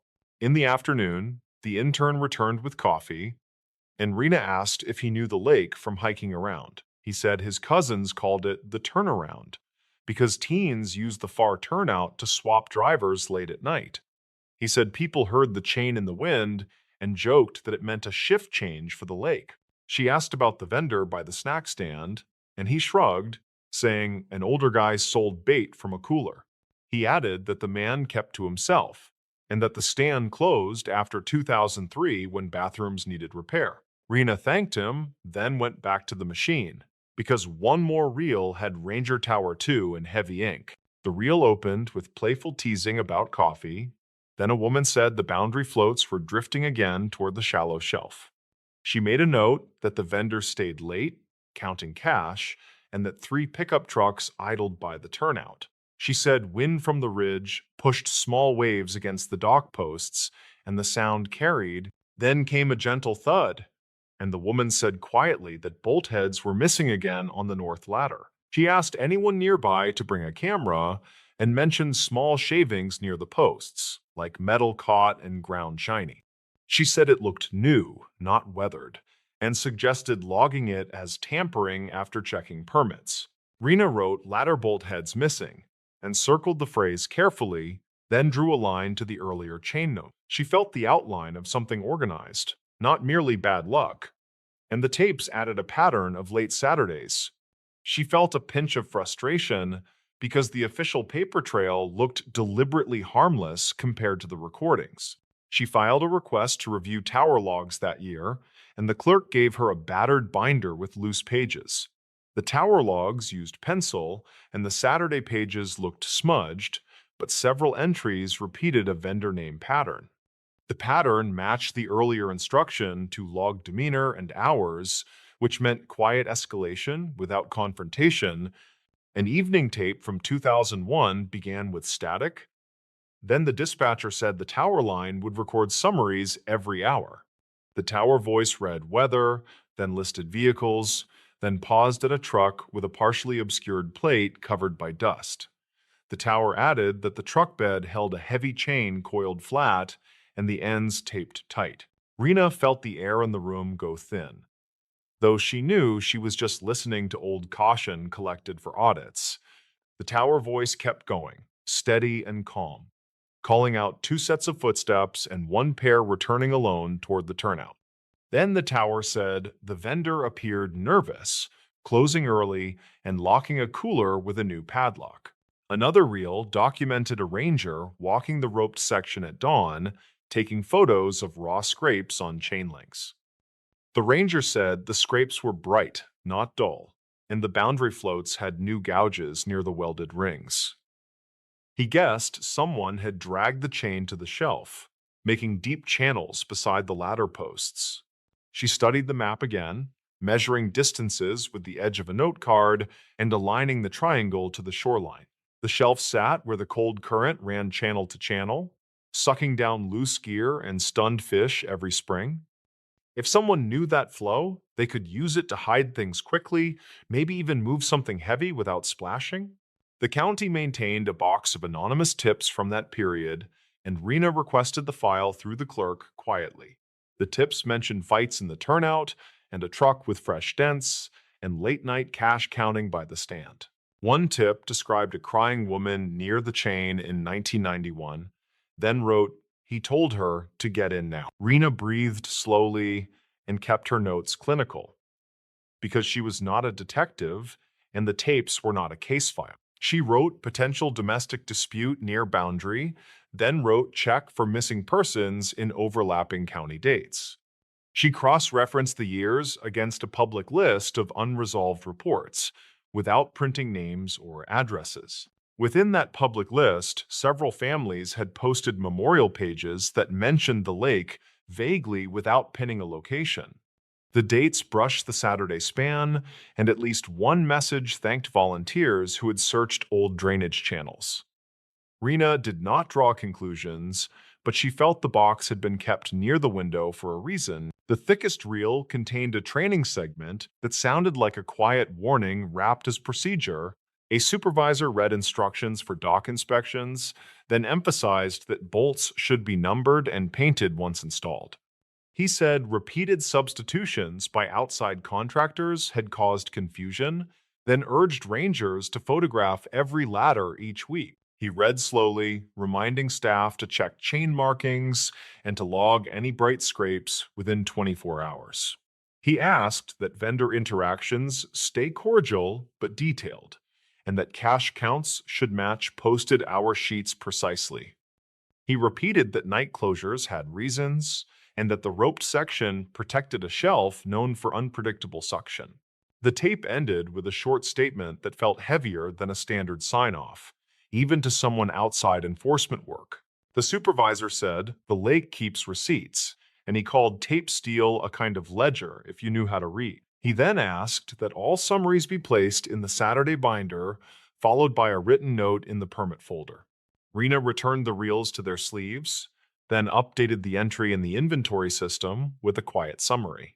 She wrote that the contents included dispatch summaries, tower logs, and training instructions, and that these might interest risk management. She flagged the box for restricted copying and added a line suggesting improved storage due to evidentiary value.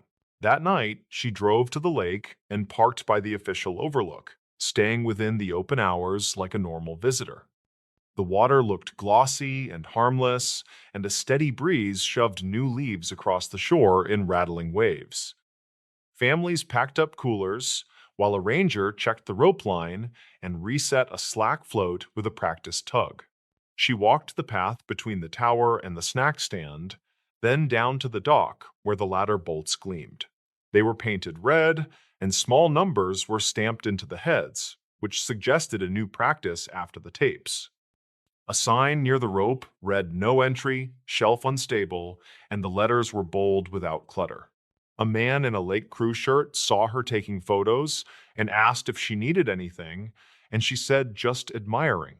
He nodded and said they had redone the hardware, then added that the chain had been upgraded to a heavier gauge. He pointed out a new anchor a few yards deeper where the current used to pull and said it cost plenty. She asked if the improvements followed a particular incident, and he smiled without offering details, then looked toward the tower.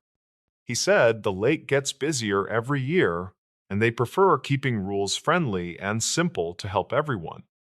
He wished her a good evening and kept walking, tapping each cleat along the dock with a small hammer. At her desk the next morning, she wrote one final paragraph for the internal memo, careful with every single word. She explained that the tapes documented a pattern of weekend tampering around a hazardous shelf with persistent chain disturbances. She wrote that witnesses described idling trucks and partial plates, and that tower logs flagged a vendor for careful tracking. She recommended digitizing the reels, then filing them with risk management as potential warnings that improved current safety practices. She attached her timeline and map using initials and generic labels to avoid identifying anyone who might still live nearby. She kept her tone neutral because the point was preservation, not drama, and the tapes already carried weight.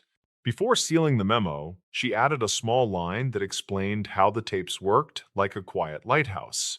They glowed in the dark of back rooms, keeping watch over a place that looked relaxed but demanded attention. They did not accuse anyone directly, but they pointed toward the triangle where the water kept its swift accounting.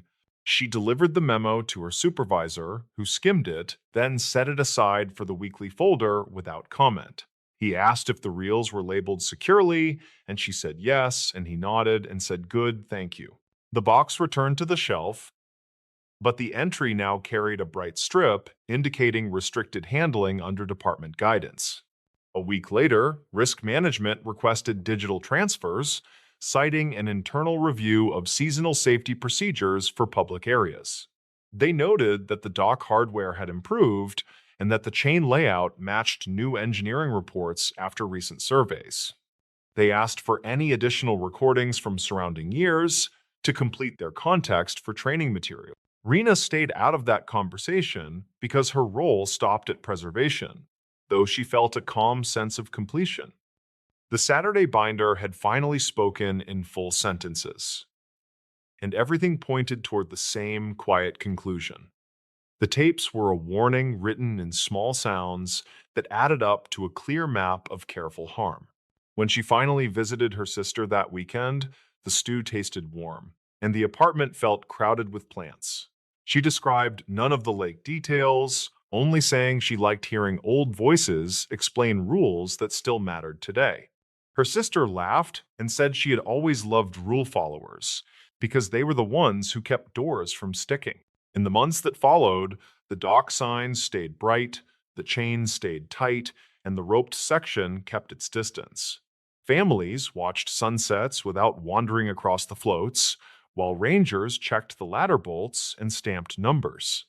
A new plaque near the overlook said thank you to volunteers for years of safe seasons without naming anyone specifically.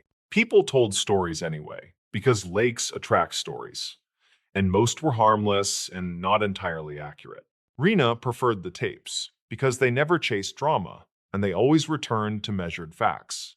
They cared about footprints on silt and bright scrapes on metal and the way a current can tell time. If someone asked her privately why a box of tapes mattered, she offered a simple answer without personal detail. The lake taught the staff to listen for small patterns, and the tapes taught the staff to write them down. Warnings are not always loud, and sometimes they arrive as quiet instructions that keep strangers safe. She thought of the supervisor who said the lake keeps receipts, and she believed him without needing a name or headline. The water gave back bolts and shavings and slack rope, and the staff learned to read that ledger patiently. In that way, the old Saturday voices kept working, guiding hands without demanding attention or applause. By the next summer, the tower logged more visitors and fewer citations, and the vendor stand sold cold drinks, not bait.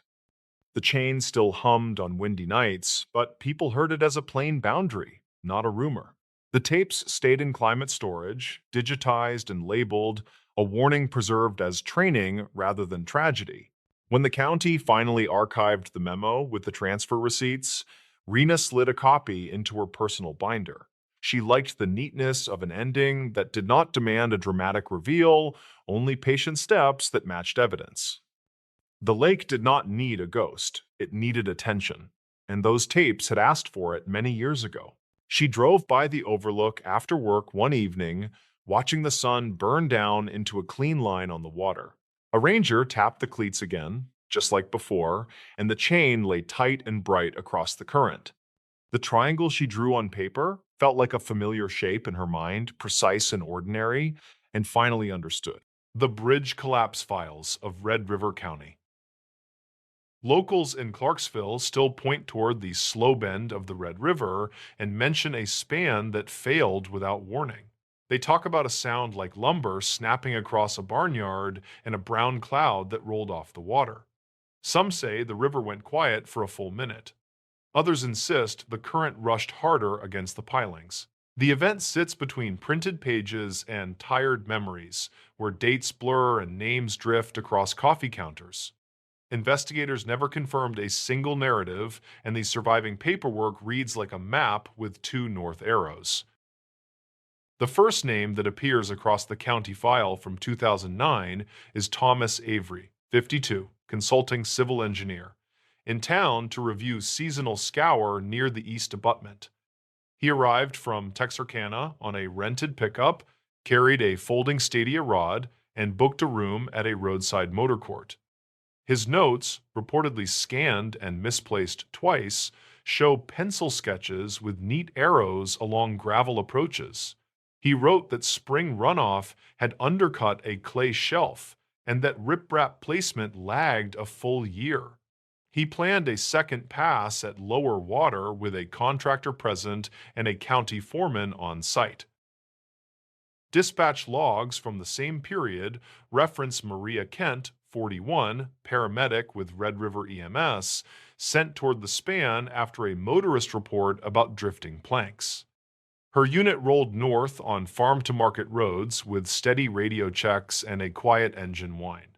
The log timestamps conflict with her own written addendum, which places her arrival 8 minutes before the first deputy. She noted empty guardrails and a harder breeze from the west that pushed dust into the shallows. She stayed at the south approach and waited for a crew to secure a lane with cones and a chain. A third figure threads through state records and later summaries: Caleb Ross, 29, county road crew foreman, scheduled to meet Avery for a survey walk. He reportedly left the yard early with a steel tape, a faded vest, and a thermos dented along one side. The daybook from his shop lists a fuel top off at 6, a load of rock at 7, and a plan to check the far pier before lunch. Some locals claimed Ross stopped at a grocery for ice and never returned to the truck. Others stated he reached the bridge and waved toward the river. The record of his exact route remains unsettled, and the receipt pile is thinner than expected. Archive notes say the span was a modest truss with timber decking and 3 concrete piers set in an easy channel. The far bank rose into cottonwoods, and the near bank held a graded turnout where anglers backed trailers down a slab. Maintenance logs speak of patched planks and a cracked bearing plate that had been shimmed on a wet afternoon. The repair order shows a red pencil remark that reads, "Still serviceable under single lane only." No one signed a final clearance, and the renewal request died in a stack under a broken stapler. When the structure failed, the sequence becomes a field of magnets pulling in different directions that never quite align. One witness claimed the center deck dropped first and sent a chalky burst downstream. Another insisted the south approach slumped after a truck braked near the crown. A rancher reported hearing two distinct impacts with river echoes that sounded like a hallway door. A retired teacher described one long groan as if the river dragged a wet rope across iron. The statements share details but resist consensus, and each page announces certainty with careful handwriting. Avery's pocket notebook surfaced in a banker's box long after the final insurance letter closed. The pages record a sounding taken with a weighted line that read 14 near the mid-channel and 9 closer to the leaning pier. He wrote that drift loads had increased after a storm in early spring and that the upstream pile showed fresh scars. There is a sketch of a void under the clay lip where minnows flick through pale water. He underlined a sentence about scour mitigation with quarry stone and a call to confirm availability within 2 weeks. Kent filed her final report with a tone that suggests fixed habits and a tired office chair. She lists scene hazards that include rebar ends, loose decking, and silt clouds that limit visibility under the truss. She notes a single pickup at the turnout with no occupants and an open toolbox on the tailgate. She records a radio check to County Fire and a request for mutual aid from a neighboring district. Her remarks end with a line about river traffic and 2 anglers who declined to provide names due to a pending tournament. Ross appears next in a terse memo that cites secondhand remarks and a phone call that reached voicemail twice. The memo claims he had walked the South Bank with Avery a week earlier and marked 3 soft pockets with orange paint.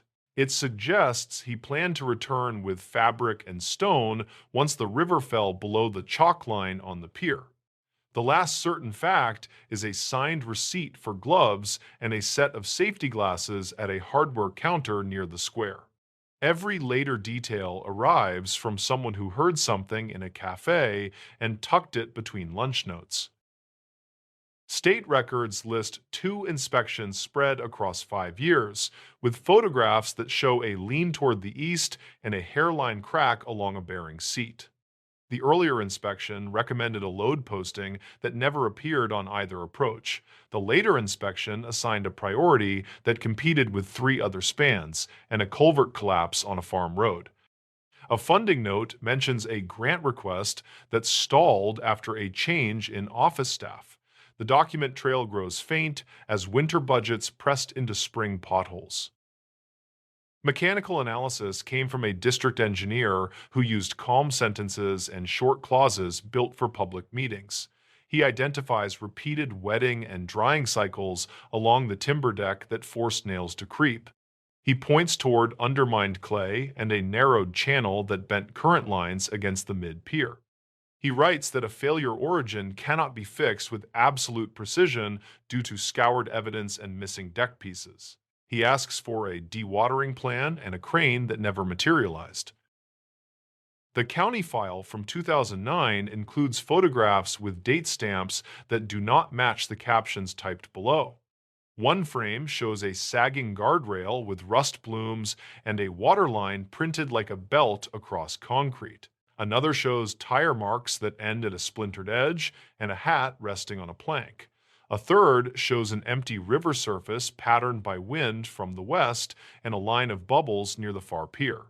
The chain of custody sheet lists a deputy who transferred out and a clerk who retired without an exit interview. Reporters drew maps on legal pads and drove the approaches with a cautious speed of someone reading old pavement for hints. Their articles stitched interviews with shop owners and 2 fishermen who claimed the river changed color after the first impact. One piece quoted a former inspector who said budget cycles have their own weather and you dress for whatever arrives. Another quoted a county commissioner who insisted the span stood within normal service metrics. The printed narratives offered resolve while the river ignored the words and moved on. Avery left town within a week, recorded by a receipt for fuel and a breakfast ticket punched with a dull hole. He returned once in late summer to present a slide deck with cross sections and equation lines that bored the room. He recommended stone placement and new bearings cut for the southern seat. He suggested a temporary Bailey to restore a single lane with strict limits. The minutes reflect nods without motion and a closing remark about waiting for cooler weather. Kent rotated off the ambulance for a quarter and took dispatch shifts under bright fluorescent light that flattened the hours. She handled calls about livestock on roads and a boy with a broken wrist and an older man short of breath. When the bridge comes up, her voice stays neutral while her hands move over paper with careful steadiness. She writes that the river remains a hazard zone and that signage needs nightly checks. She never claims more than the logs can support, and her addenda end with standard phrasing. Ross's path fades where the road leaves town and crosses open fields toward the old ferry traces. Some locals claimed he was seen near the cottonwoods with a level rod, others placed him at a diner booth that never matched the receipt times. A cousin remembered a story about hauling stone past sunset while the radio caught distant stations. A former coworker insisted Ross called about fabric rolls and left a voicemail that never saved. The file keeps his name, but not his last location, and the river keeps its distance from closure. By winter, the approaches were fenced with mesh, and the signs leaned under north wind that smelled like iron. A temporary span sat in the planning folder and moved between committees like a slow truck. The budget hearings pressed on with pipe repairs and a school roof that leaked onto maps. The river dropped into pale seams across sandbars, and the water showed twisted metal like ribs. People drove around the detour and learned new turns that soon felt old. In spring, a work crew staged rock on the south bank and built a ramp with compacted fill and a simple slope. They moved stone against the lean of the current and watched the water change sound as voids filled. They left gaps where the divers wanted clear space and marked a lane with tall posts. A man with a clipboard checked quantities while a crane idled near the turnout. Nothing in the record names him, and no photograph shows his face. Years later, the road pulls straight toward a replacement span that rides higher over a more disciplined channel. The guardrails shine against early sun, and the deck hums under light traffic that stays within the posted signs. Downstream, the old pilings sit in shallow water like molars under a tired gum line. People fish near the shade and glance toward the bank where the gravel turnout still holds a hard edge. The current moves past their boots and says nothing that a recorder can keep. The file ends without a conclusive sentence, and the county clerk wrote, "Closed for now," along the final margin. The failure sits among numbers and measured lines and voices that hold equal conviction. The river holds its own private archive and never shares the index with the courthouse. The names remain in lists that wait for some future reader to try another alignment. Paper can repeat a story, yet the sound that began the story does not return. The rest stop camera footage from Highway 93. Travelers who stopped along Highway 93 inches northwest Montana still mention a brief clip that circulated for a week. The footage reportedly showed a man walking out of frame near midnight while snow shifted across the empty lot. A sedan idled by the bathrooms and never moved again before dawn touched the pines. No one claimed ownership of the clip, and investigators never confirmed the original source or the download path. The image quality invited arguments rather than conclusions, and the winter air did nothing to settle them. The nearest town was Polson, and the rest stop sat above the lake on a rise that caught hard weather. State records describe the area as a recurring trouble point for visibility and minor collisions during early winter storms. The site had 2 cameras that faced the lot and a third that covered the vending alcove by the mapboard. Archived notes indicate the equipment came from a basic highway contract that rotated vendors every few years without fanfare. None of the paperwork settled where the clip first appeared, and none identified a technician who signed for backups. Some locals claimed a short video floated through a closed group chat used by road crews. The night in question was the second Friday of early December of 2019, according to dispatch logs from Lake County. Snow had begun by late afternoon, and the wind stacked it against the curbs in ridged lines. Plows ran the main lanes before midnight and left a narrow path through the lot for anyone who needed a break. A power blink left the building lights off for several minutes, and then the generator caught and held steady. The logs show a trooper performed a pass-through at 2320 and saw nothing worth marking on the form. The same logs show no calls from the payphone that evening despite the outage. 3 people can be placed there with enough confidence to matter without reaching beyond the available record. The first was Adam Riley, aged 39, a freight driver moving appliance boxes toward Kalispell for a morning offload. He pulled in for coffee and a quick look at his straps, then sat in the cab while the heater fought the cold. The second was Claire Dominguez, aged 32, a biology graduate from Missoula, who drove north to meet a supervisor in Whitefish. She used the restroom and texted a roommate who later saved a screenshot for the county file from 2009. The third was Mark Ellison, aged 50, a state maintenance foreman traveling between stockyards to inspect salt sheds after the first storm. He reported iced hinges on a service gate and left a note inside the supply closet for the morning shift.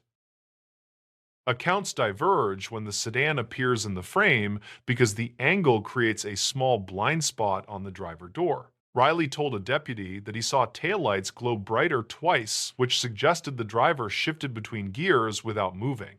That detail appears in state records and survives multiple retellings, even though no mechanical issue was later confirmed. Dominguez only recalled the idling sound and a figure by the map board who stood with hands in pockets against the wall. Ellison wrote in a maintenance message that a dark vehicle parked near the trash cans and never rolled forward to the pump. The logs show no pump on site, which means the line refers to the air hose near the curb.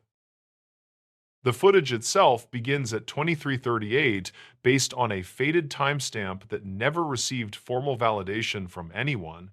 A figure moves from the vending alcove to the passenger side of the sedan with a slow step that never changes pace. Several frames flicker, and the camera catches snow streaks that cross the lens like scratches pulled from film. The figure leans toward the window, then steps away without opening the door and drifts toward the lot exit without lifting a hand. Headlights from a southbound pickup wash the scene for a second, and the figure is gone from the edge of the frame. The sedan continues to idle, and the clip ends without a clear reason for the cutoff.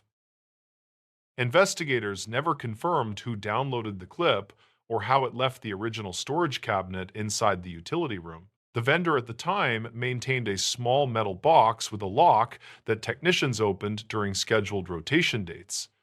Archive notes describe a misplaced key during late autumn and a temporary latch that could be nudged with a thin blade. The technician who signed for December maintenance reportedly transferred in January and left no forwarding contact beyond a business mailbox. None of this establishes a leak or a deliberate removal, yet the timing continues to bother the county planner. Records conflict on whether the box was inspected before the storm cycle gained momentum. The sedan belonged to an adjunct instructor from Dillon who had borrowed the car from a colleague for a weekend trip. State records confirm the plate and the title while leaving the route vague between Missoula and the reservation boundary. The instructor, aged 42, taught evening classes and managed 2 short shifts at a bookstore to cover early winter bills. She was reportedly traveling to Columbia Falls to help a relative close a seasonal cabin before the deep freezes returned. A receipt from a bakery in Arley places her on the highway after dark with a bag of bread on the passenger seat. That bag appears in a still frame when the headlights glance across the interior during the flicker. Search efforts began the following morning when a wrecker driver reported the sedan idling without a driver and without hazard lights. A deputy arrived first, according to dispatch logs, and found footprints blown over by streaking snow that erased depth. The doors were locked and the keys sat in the center console with a phone buried under a cloth grocery bag. The trunk was empty and the glove box held registration papers and a folded map with a circle around Olney. Dogs brought to the scene struggled with drift lines and veered toward the tree line where wind piled snow into shoulders. Some locals claimed the scent pulled west toward the highway margin before breaking apart near the culvert. Investigators requested broader camera pulls from nearby businesses and workyards that face the corridor between the lake and the pass. Several owners cooperated and offered clips that showed plows and a few pickups and a tanker that turned north before midnight. None of the video showed the instructor on foot, and none revealed a second figure near the sedan during the crucial minutes. Records conflict on whether a white compact parked beyond the main lot for a short interval that might matter. An early report mentions a brief shape near the broken fence where Ellison noted the iced hinges on his form. That note sits in the county file from 2009 because older case folders absorbed later cases for space. In the weeks that followed, the rest stop became a point on a map inside a small conference room in Polson. State records show volunteers checked ditches and borrow pits along Highway 93 from Jet to Rollins during the first clear days. A local pilot offered a slow pass along the lakeshore and reported nothing visible among the shards of ice near the reeds. Troopers returned at night to test reflections and shadow lines across the lot and compared them with the clip in question. They tried to stage a match with a volunteer who wore a wool coat and moved with the same slow step. The camera never produced the same blur, and the lighting refused to line up with the timestamp.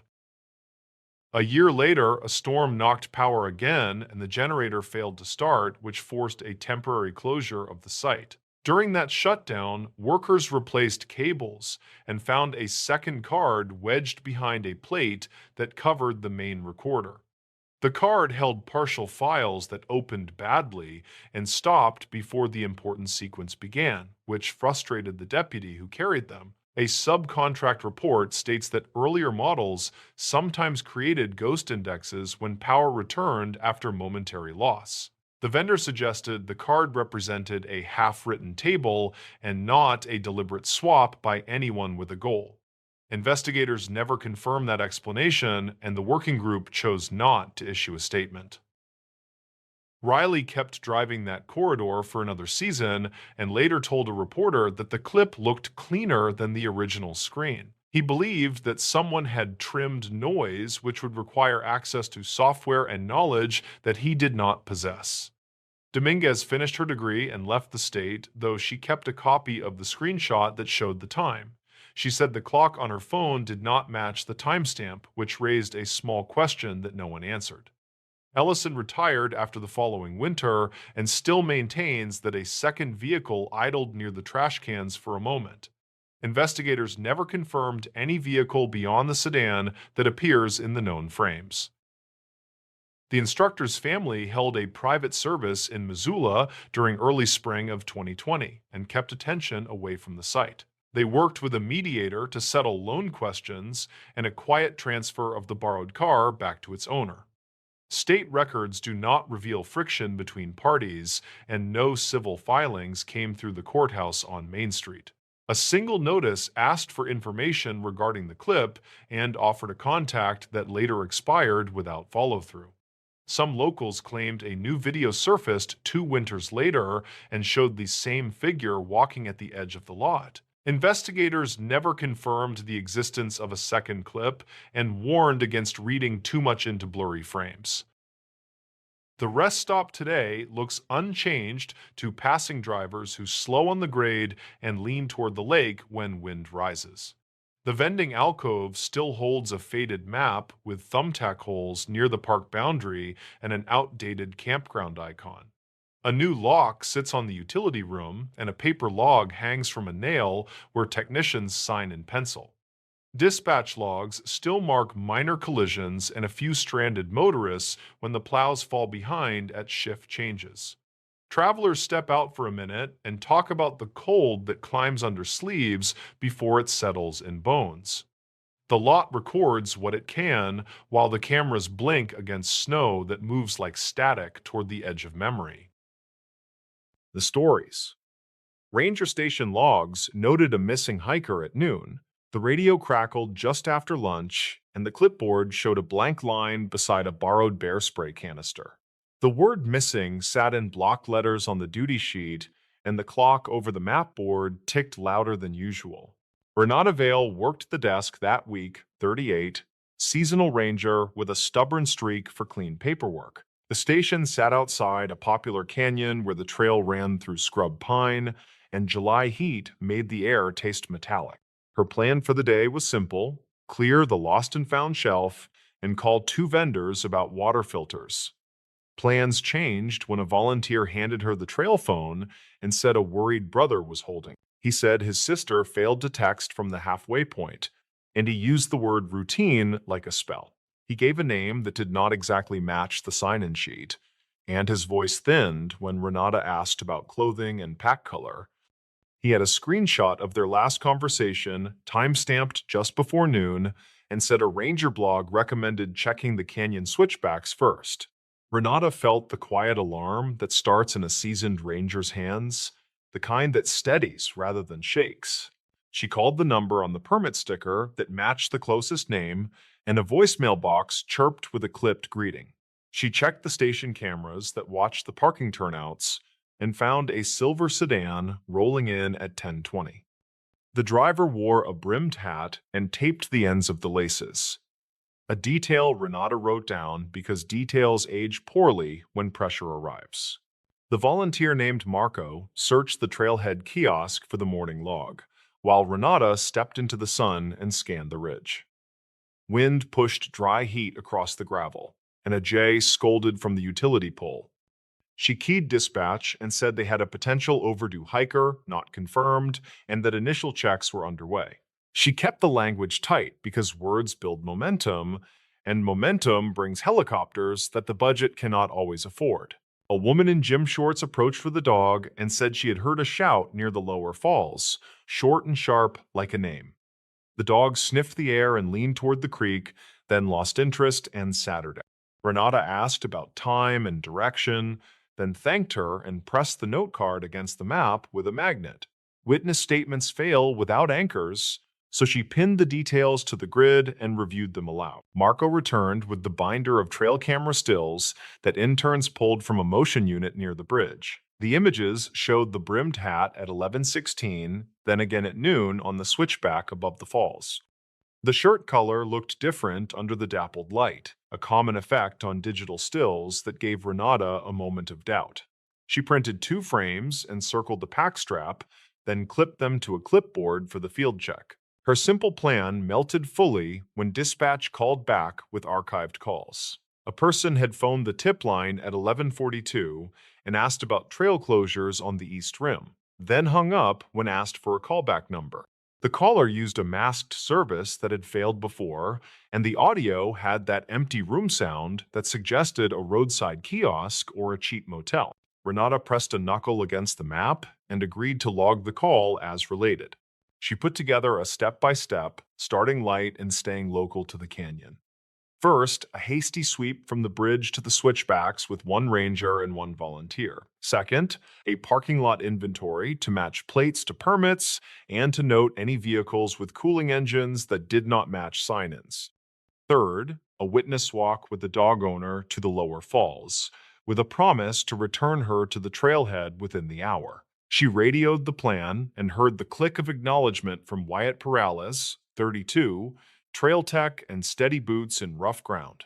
They moved out along the creek, and the summer smell shifted from dust to algae and sunscreen. A couple in sun hats pointed to a narrow ledge where someone had left a crushed water bottle and a candy wrapper.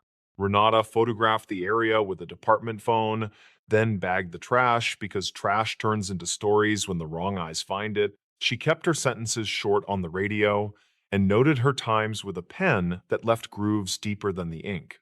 At the switchback, Wyatt found boot scuffs that angled off the tread and into scrub so tight it would punish any shortcut. He pointed to a pressed patch of grass, then to a low branch with a pale scrape that matched soft plastic. Renata crouched and saw a faint thread from athletic tape, the same color she remembered from the still. The thread clung to rough bark, a small but useful tether between the images and the ground. They moved higher and reached a shallow spur where the view opened into a dry basin. On the spur, a pair of hikers said they passed a woman alone who looked back often, as if waiting for someone who never arrived. The hikers spoke slowly and paused to remember, then agreed to write brief statements at the station later that afternoon. They offered a photo from a distance that showed only a shape in heat shimmer, and the horizon looked bleached and wide. Renata asked the brother for more context by text, keeping questions narrow and practical. What snacks did she favor? Any injuries last year? And did she ever speak about this specific canyon? He replied that his sister planned the hike to test a new route from a guide forum and sent a blurry screenshot of a message board thread.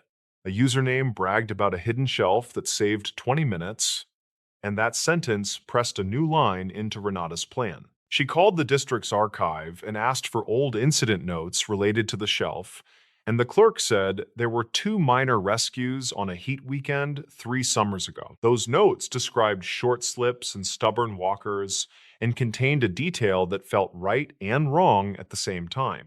Both incidents started at noon when shadows shortened and depth perception failed, and both involved hikers who disliked crowds and sought quiet. Another message arrived from the brother that changed tone from worried to careful. He said a coworker reportedly spotted a silver sedan at a grocery near the highway at 1:30 with the brimmed hat visible through the windshield.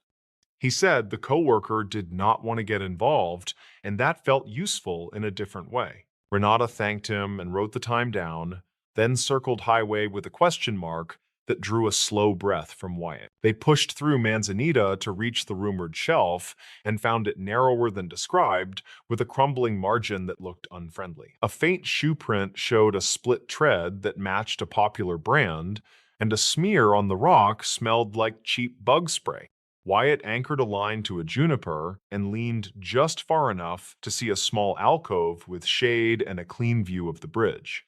A person could wait there unseen, then return to the trail when passing groups moved on. Renata called dispatch to log the shelf and asked for a quiet check on the grocery footage if the store manager would allow it without a formal request. She kept the ask light, and the clerk at the store reportedly agreed to review only the parking lot from 1:15 to 1:45.